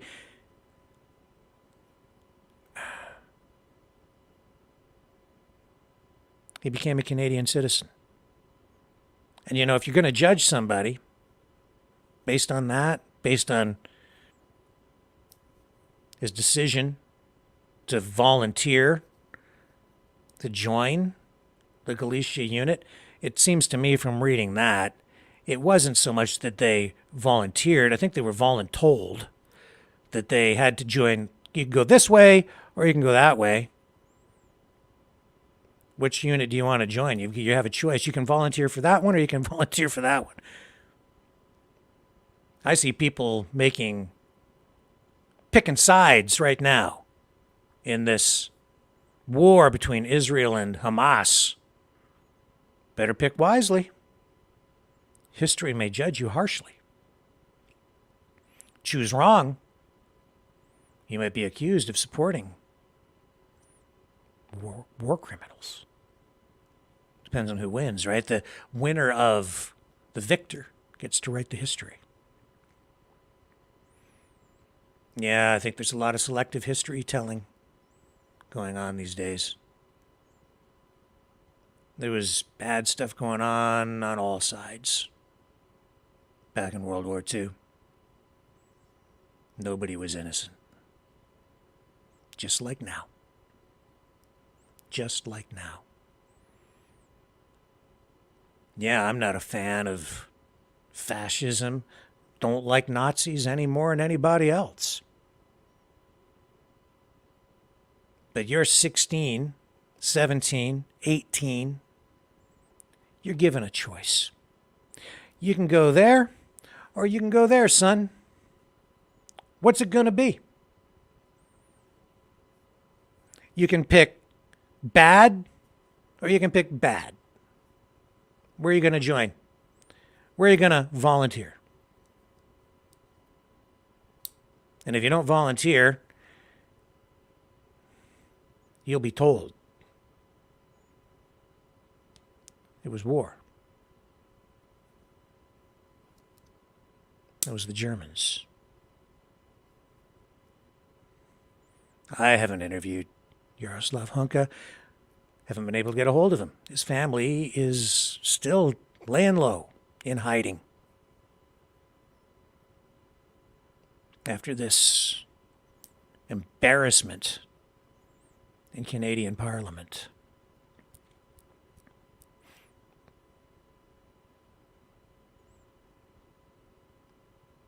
I'll say this too. I don't care what anybody else says. He's entitled to due process. And as such, you know, he would be, I don't know how old he was when he volunteered, but if you're going to judge him on what he wrote when he was, or judge him based on what he was feeling or asserting when he was like 14, or 15 or even 16 years old. In Canada, you know, we have something called the Youth Criminal Justice Act.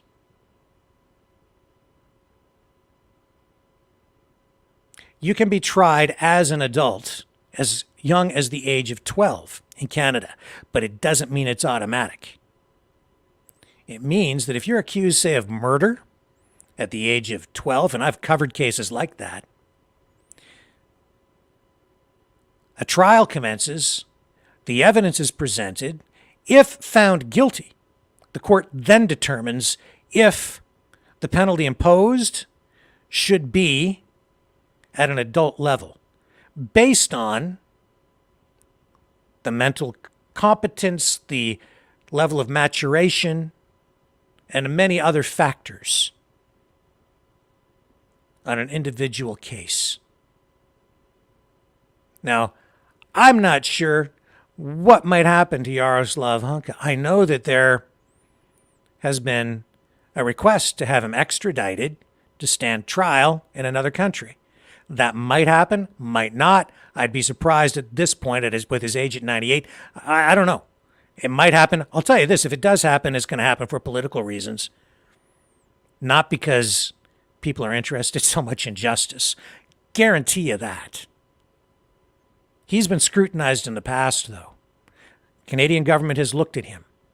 And you can sit there and pass judgment if you want and say, oh, well, they gave him a pass. Maybe they did. Maybe they didn't. I don't know. I don't have enough information. The guy's entitled to his day in court if you want to hold him accountable in a legal way. But that being said, too, everything at that point, as that evidence is being, even from this here, everything has to be assessed based on a person's age. Now, when he was old enough to serve, now he's in a different realm, right? But now he's a soldier. And, you know, soldiers are held to a different standard after a war than the officers or the seniors, the people in senior levels of command who give the orders. That's why at the end of the war, you don't line up every soldier from the opposing side and just exterminate them. Now, I know some people want to do that, but that's just not the way it works. You don't get peace that way. Why would anybody agree to peace if at the end of it you're all dead? If that's the case, they'll never give up. Again, I'm not passing judgment. I'm just telling you the way it is. Want to put him on trial? Put him on trial. Go ahead. Want to extradite him? Extradite him. Do whatever you want. But here's this information. I'm giving it all to you. Not a little clip. Not one paragraph, not just a couple of sentences to fit a narrative or spin a yarn. That's everything he wrote. I just read you the whole thing. You can make your own assessment. I'm not so much interested in defending Yaroslav Hunka, but I am here to defend due process, the rule of law, truth, through proper context. I don't like it when people get convicted in the media.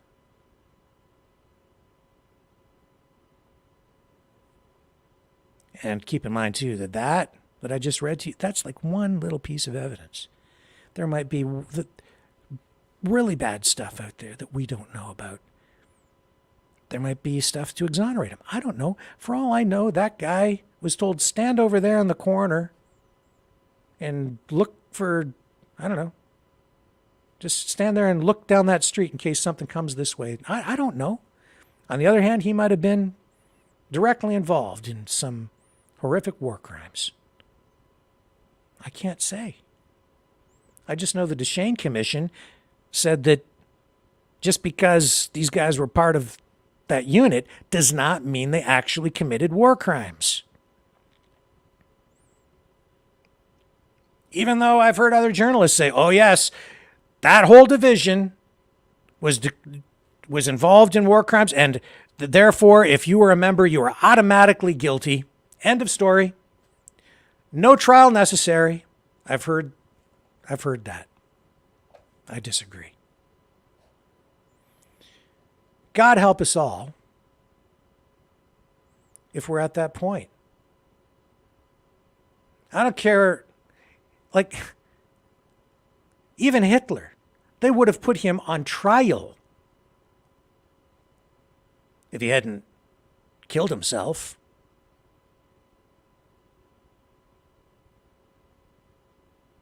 He would have had a day in court. Just like all the other senior officers, senior members of the Nazi regime. They did. That's why they had the Nuremberg trials. They put them on trial.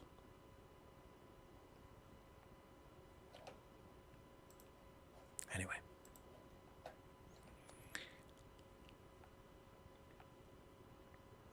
You throw the rule of law, you throw due process, you're just as bad as the evil people. We don't want to go there. I don't think so. That's my opinion on that. Oh yeah, here, look. I'm not making up. If you think I'm making up the Soviets invading Poland, no, I'm not. They carved it up. They split it in half. And that's why after the war, it was under Soviet rule. And that's why you had the Solidarity movement later, many years later. Soviet invasion of Poland. Stalin was working with Hitler. They weren't the only ones shooting Poles. I'm 39.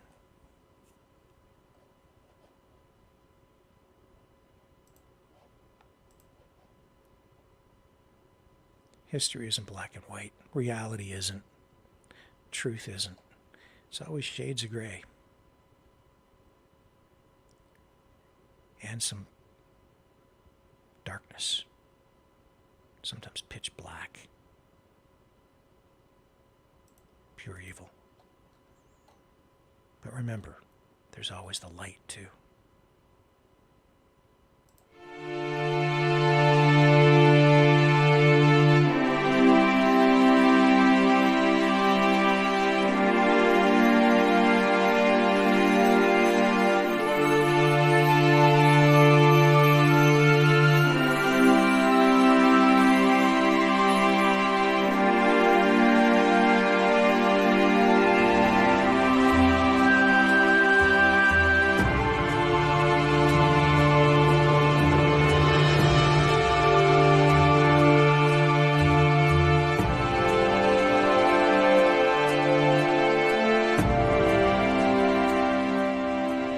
Maverick News.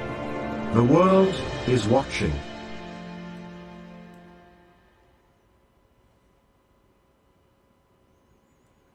Okay, folks, that gets us to almost 8 o'clock. So what I'll do is I'll fire up the phones. You guys can join the conversation.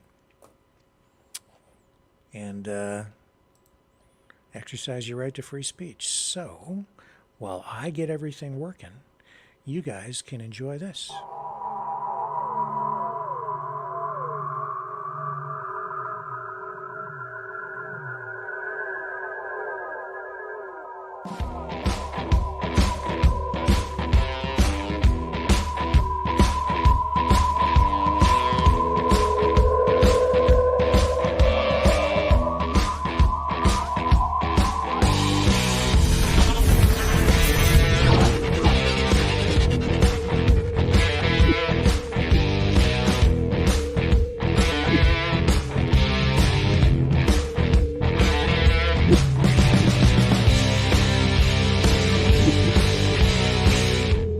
Maverick News. The world is watching.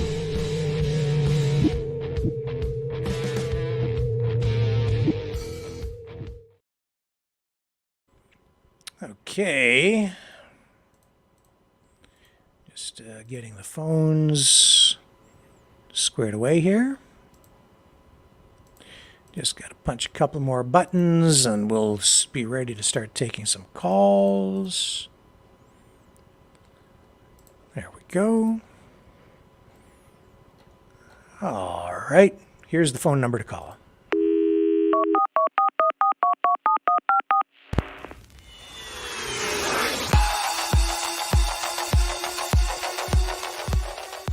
Join the conversation.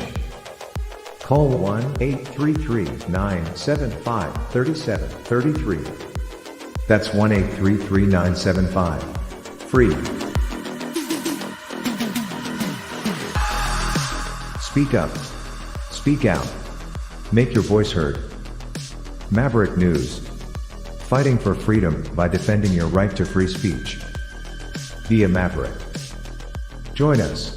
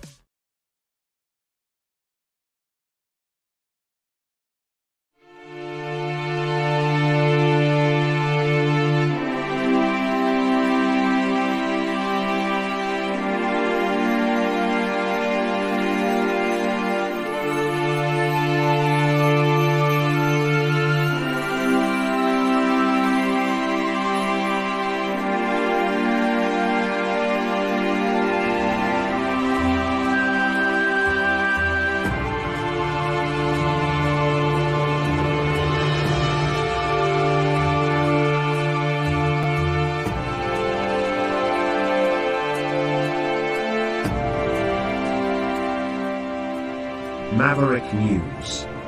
The world is watching.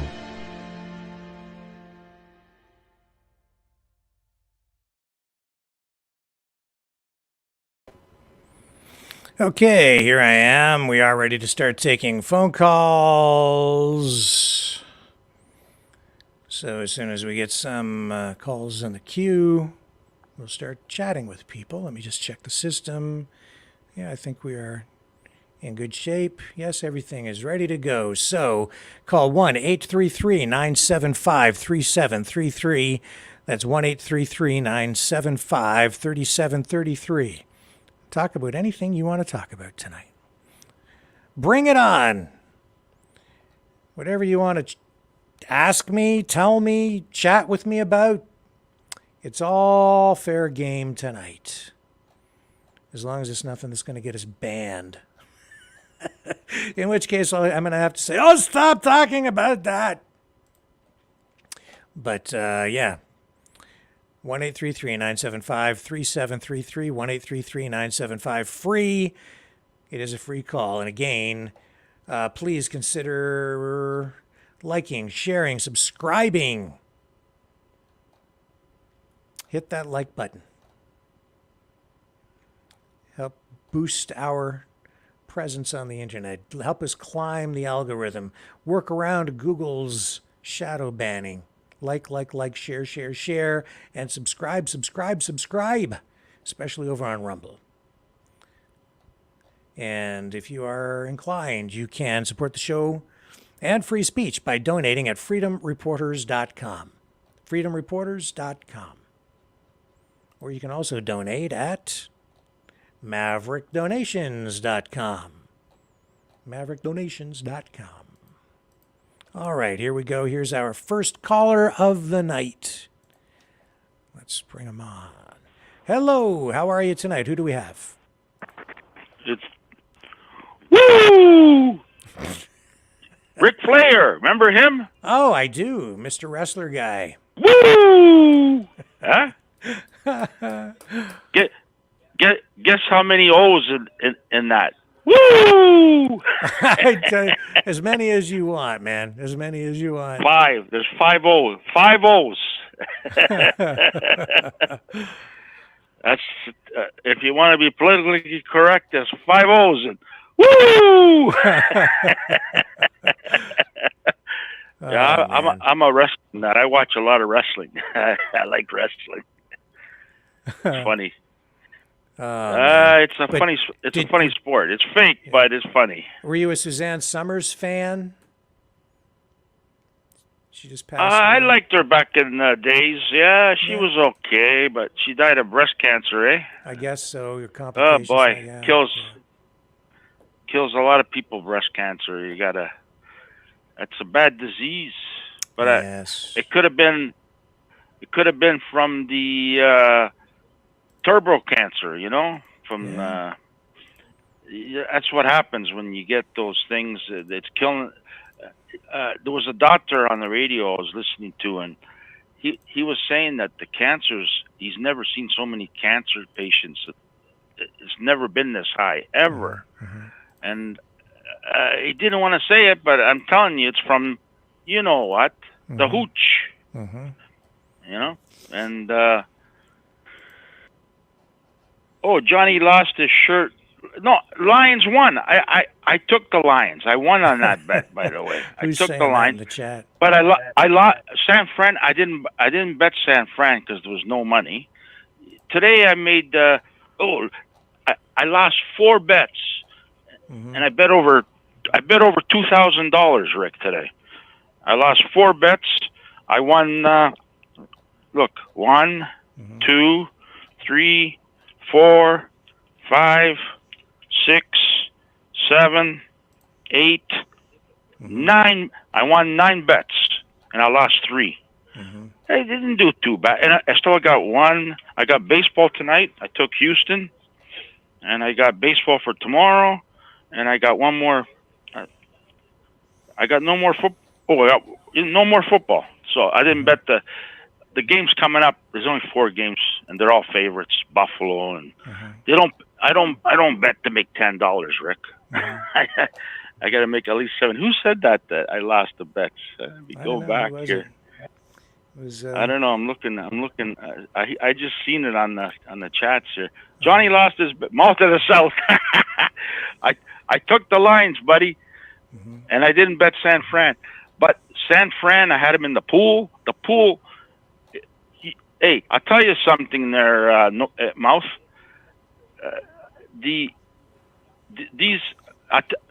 I know for sure Kansas City works with Vegas, and I bet you a lot of these football teams work with Vegas.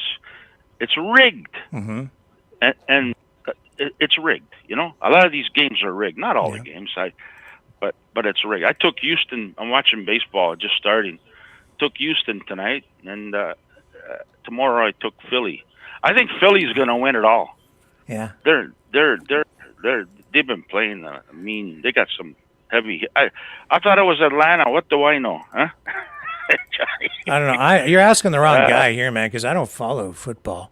But you know what I did follow? I followed the Thigh Master commercials with Suzanne Summers. People think of Three's Company. I think of Thigh Master. Do you remember the Thigh Master? Oh, I remember that. But I watched Three's Company a lot just because of her and the other one. To be honest, I was young back then, right? You know, and you see a nice looking dame, you know, you get into it. Just like Farrah Fawcett, you know, and you know, you don't watch it because it's a good show. Look at that one. Oh, you got it up. There. Do you remember I don't know if they had. I think that was just Canadian. But do you remember the 20-minute workout? Yo, that was Canadian. Yeah, it was on City TV. That's right. Oh man, those chicks were hot, and they took that off the air. I think too many women complained. Yeah, I think so. And I think SCTV did a parody of it, right? Because they'd be dressed up in their like spandex, whatever leotard thingies, and they just do all the bending exercises. I think they still have that on now. Do they? I still watch. Yeah, it's on. I'm looking for it on my TV here. I still watch it on here. It's on there. It's called One TV now with a heart. One TV. One TV. Yeah, they got. So they run. Oh, they got. It's the reruns of the old 20-minute workout show. Oh no, these are better looking girls, man. Oh, you should see there's some really hot ones on here. One TV. One TV. I like watching the kickboxer one. There's one that teaches you how to kickbox. I like watching her. She's good. She's a kickboxer, right? Oh. And I know she's good. I feel like getting up and practicing with her, but No, I don't want to practice. I don't want to practice with a kickboxer. Well, she'll kick my butt. She's going through the moves, right? You're supposed to learn. I know most of the moves. I know all those moves, anyways. I'm just too late. I got a punching bag here. My punching bag is only. I got weights, punching bag, I got bench press. The only thing I like is the punching bag, Rick. You know, especially when I'm pissed off. I got to put my gloves on and just start smashing the punching bag. You know, that's the best. Yeah. Oh my! Yeah. What else do you want to talk about tonight, John? Well, this, you know, it doesn't look like it's. I don't know. You're right. The Jews, they got big problems, man. Like, you can't go around killing innocent people, and that's what they're doing. They're just murderers. Sorry. Murderers. Oh, who are you referring to? The Jews. Oh. They're going in there killing innocent people. Like, there's a handful. You call them what? Hezbollah or something like that. They're the terrorists, right? Hamas. Yeah. Yeah. There's what? Maybe a couple hundred of them or something, and you're gonna wipe out, 5 million people that are innocent just for what? A handful? This is not right. And you know who's backing them up? You got China, you got Russia, Iran, Lebanon. Right now, Lebanon fired some shots today. Did you see that? They fired shots into Israel. Yeah. And if all these people get involved, man, oh my God, this is gonna be. It doesn't look good, man, and I don't know what to do anymore with all these wars going on, but there's got to be a better way than killing innocent people. That's what's going on. I don't think your rundown of all the countries that are technically supporting them is exactly right. I know that China did come out with a statement saying that they wanted a two-state solution. No, I'm not saying they're gonna. I'm saying they're on their side. They're on the pen. Yeah, I know what you mean. I do. Like Russia's on. They're with Palestine. They're not with you know what I mean? Like they're big. That's a superpower. Yep. That's what I'm saying. I'm not saying that they're gonna start firing stuff or nothing like that. But they're taking the right side. I'm with Palestine, not the terrorists. The terrorists can go to hell, but I'm with the innocent. Same with Israel. I'm with Israel and the innocent people. I don't. But these warmongers, they just warmongers. They're flexing their muscles. Yeah. Yeah, that's what they are. They're liberals stick together too, right? So they're all liberals. Hey, see, Jeekmat Singh, he got 81%. It's the lowest ever. I think there's an election coming up. They want to strip the health care and give everybody everything, dental, everything. I don't think we could afford that. Canada, you been following that? No, I haven't been following the NDP thing too much. Their convention. Yeah, they got a big powwow going on. I think it's over now. I think so. Yeah. But they voted on Mr. Rolex there, whatever his name is, and he only got 80% of the votes, which is the lowest turnout. He's still in there, but they want to get out with this Trudeau thing. I don't think Mr. Rolex wants to get out. He wants his pension. His $2 million a year pension. That's what he's going to get. $2 million a year if he makes it. That's a lot of dough for, Wow. You're not going to pull out, But anyways, they all want this universal basic medical income shit. Yeah. We can't afford it. healthcare systems, universal healthcare or something. I've been following it a bit, but all I'm telling you is this guy. I'm telling you, the guy's a snake. You should kick him to the curb, and his own party don't want him in there. 20% of the own party don't want him in there. Yeah. And the other 60%, they want to change the medical, and everybody gets free everything. It's free. I don't think we could afford that. Trudeau can't afford that. I don't know who's going to get the money. No, just print it. I don't know. That's what he always does. He just prints money. When he wants more, he just prints print more. it. Yeah. Yep. Till that. What was it? Last week? No, this week. Yeah, there was a good show on Coast to Coast about digital currency. This guy, he lives in China. He's been living there for 6 years. He wrote a book, and China's going digital. Yeah. And all these other countries are going digital too right now. Yeah. So digital is not credit cards and Bitcoin or nothing like that. Digital is no free money, no interest, nothing. And people were calling in on that show. Nobody likes digital money, but this guy says you can still use cash, but you got the option to go digital. There's no fees. Like you use your MasterCard, there's a fee. Mm-hmm. Or you take money out of the bank, there's a fee. There's all these hidden fees. Yes. With digital currency, there's no fees. Well, so everybody's if they choose to not charge you a fee, but they might charge you a fee anyway. Later. Oh, yeah, later. Yeah. Well, people are calling in saying they can freeze your bank account. What happens if we get a power grid failure and the power's out? Well, there's he says, it works on your phone with no phone signal or nothing. It works on your phone. I go, what? I don't know how that works, Rick, but it could if you have a what you would call like a digital wallet on your phone where it just stores the data like it's like on a memory card. That's probably what it is. Yeah. Yeah. You could do it that way.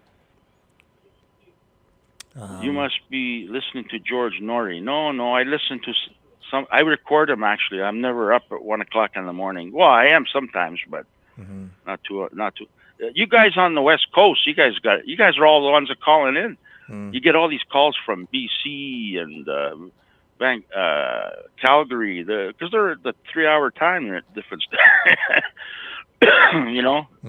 Here in Toronto. Have you ever bought Bitcoin or any cryptocurrency? I buy Bitcoin all the time. Not Bitcoin. What is it? Coin. It's called. It's a stock. Litecoin? Called Coin. COIN. Okay. It's a stock. It's on the market. It's a stock. I've made about $10,000 off it. I haven't bought it. I'm waiting for it to drop a lot lower than it is now. Yeah. To be honest with you, I've been selling. I sold Shopify last week. Made $900. Wasn't a lot, and I got Dollar General that's going up now, so I'm keep holding on to that. But everything I sell, I'm going to go cash because uncertain. I don't know what's going to happen, but we're something big's going to happen. We're going to get wiped out. I'm telling you, everybody's money's going to be gone. Hide your money under your bed, people, because they're coming for it. No, I'm telling you, I feel something bad happening there, Rick. Really? I can't imagine why. And the banks are all tanking. They're not doing good, the banks. When the bank's not doing good, Rick, what does that tell you? It tells me that things are not that rosy. Yeah, the banks are not doing good. They're all undervalued right now. They're going lower. They're going lower. Yeah. So the only thing good is gold. Gold is probably the only thing that you can buy and make a buck off of. But everything else, I might sell tomorrow I might sell some Dollar General. I got too much of it. I got Dollar Tree. I got a lot of BCE. And what else do I got? I don't know. I got 4 or 5 stocks. I'm trying to build up my cash. So, and I don't know. I'm a gambler, Rick. I gamble on everything. I'm just you got to gamble today to make money. But I don't like when the odds are against you. You know, like, sports is 50-50, Rick. There's 2 teams playing. Yeah. You got to pick one team. So the pools is very hard. You know, a lot of people play pools. Yeah. That's like winning a lottery. You got to pick 4, 5, 6 games. You know, and you got to get them all right. It's like winning a lottery, Rick. So you can do it, but it's luck. So what other ways to make money? But I noticed the government's giving us a lot of free money lately. We're getting all these checks, and I'm going, what the hell is this check? What's this one? Free money. What's going on? Must be an election coming. Exactly. Huh? That's what I was going to say. It smells like an election to me. I think so. Oldest trick in the book.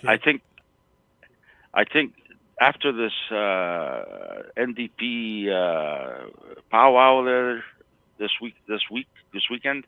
Yep. I think they're going to pull out. They're going to pull out if Trudeau doesn't.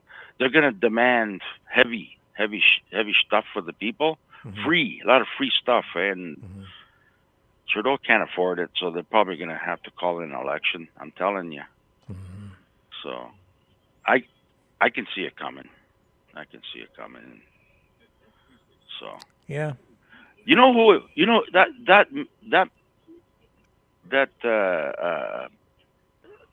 Calgary, that woman there, whatever her name is, she's the premier, I guess, of Calgary. Danielle Smith. I like her. Did you say she was running for prime minister? No, I never said that. I'd vote for her. She seems really good. Been pretty effective so far, I think. Yep. You know, people are already criticizing her, you know, saying, oh, she didn't do this and she didn't live up to that promise. You know, she hasn't been hard enough on the man, like the vaxes and stuff like that. But, you know, overall, I think she's lived up to her billing, you know, overall. She's smart. Yeah, she is. And she's doing a lot over there, you know, especially with the oil fields and stuff, you know. She's trying to, you know, like all these, you know, Trudeau's, he's just, I don't know what he's doing, but yeah, I don't know. I don't like any. You know, I like Danielle Smith a lot, and I have to tell you too, John. Me too. You know who else I'm actually very impressed with lately? Pierre Poilievre. I have to say I am. Oh, I like him too. Yeah, he seems like somebody that will do something for the regular working stiffs, you know, instead of the, you know. So I know there are a lot of people out there saying I don't trust him. He's WEF, and you know, but I don't know, man. Like when I listen to what he says, he's checking all the boxes for me. Check. Who else are you going to vote for? Vote for Trudeau again. Yeah. If you're not happy with him, that's the only option you got out there. It's either him or Trudeau. Yeah. That's it. If you want to win, there's nobody else. Nobody else. Yeah. That Frenchman there, whatever his name is, I like him, but he's got no hope. Like, you know, the Frenchman. You're talking about Maxime Bernier, PPC. Maxime, I like him. But he's got no hope. You know, like I like the guy actually. You know, but he doesn't stand a chance there, Rick. No. I can tell you right now, he doesn't stand a chance. If his numbers were higher, like there's polls going on all the time, and he's right at the bottom. Yeah, he's lost ground, you know actually. I mean? You know, the latest one he was only at 2%, and the party was higher than that in the last election. So they're actually losing ground in the polls. And I think all of the negative feelings toward Trudeau, that's really just the benefit of that has gone to Poilievre and the Conservatives, not to the PPC. Yep. So yeah, I look at the polls, and whoever I like that's got a chance, I'll vote for. I'm not going to vote for someone who's last on the polls. Yeah. Green Party, the, NDP, Polyev, not Polyev, Maxine. Maxine I like. I do like the guy, but he's just too far back right now, and he's not popular, right? Yep. But I have been following him.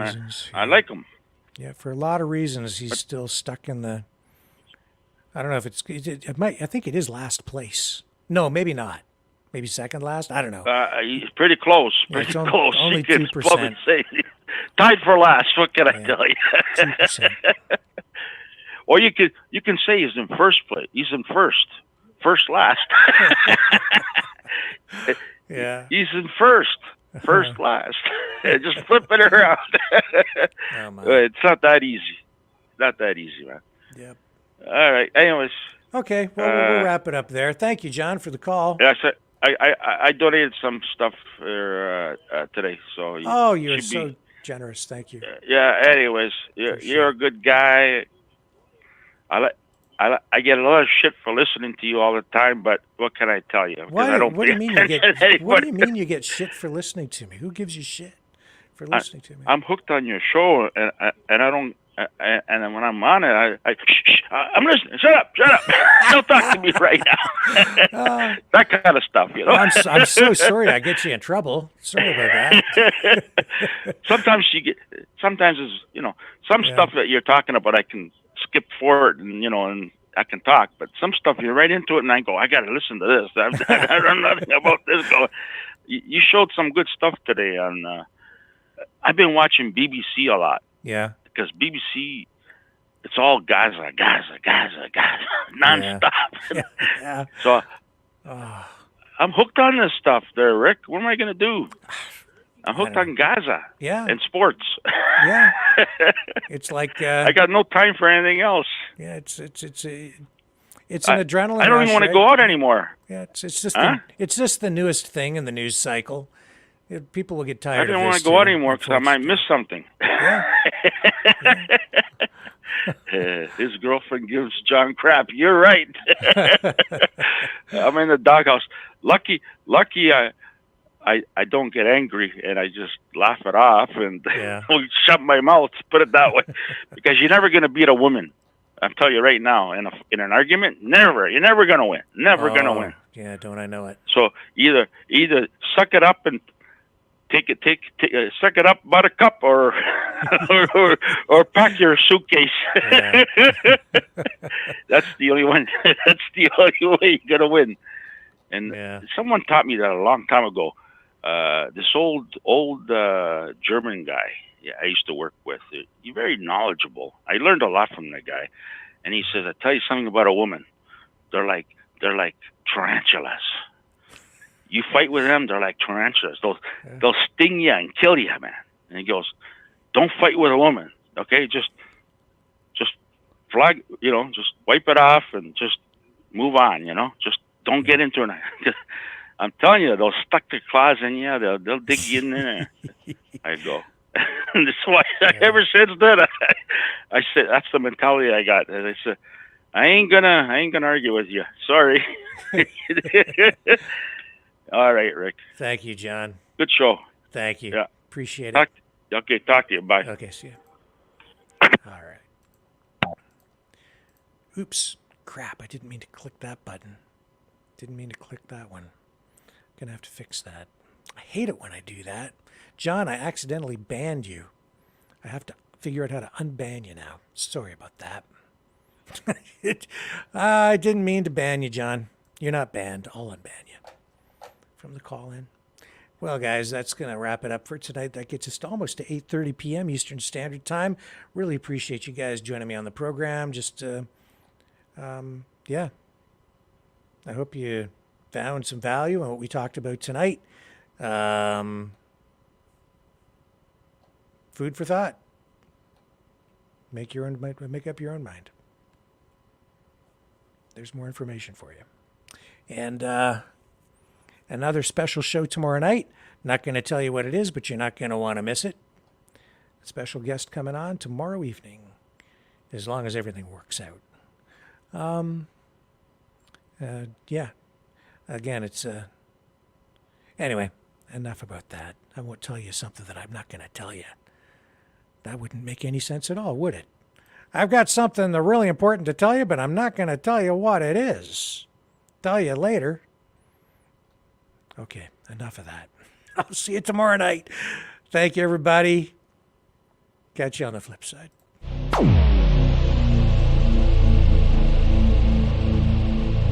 This has been a Maverick Multimedia production.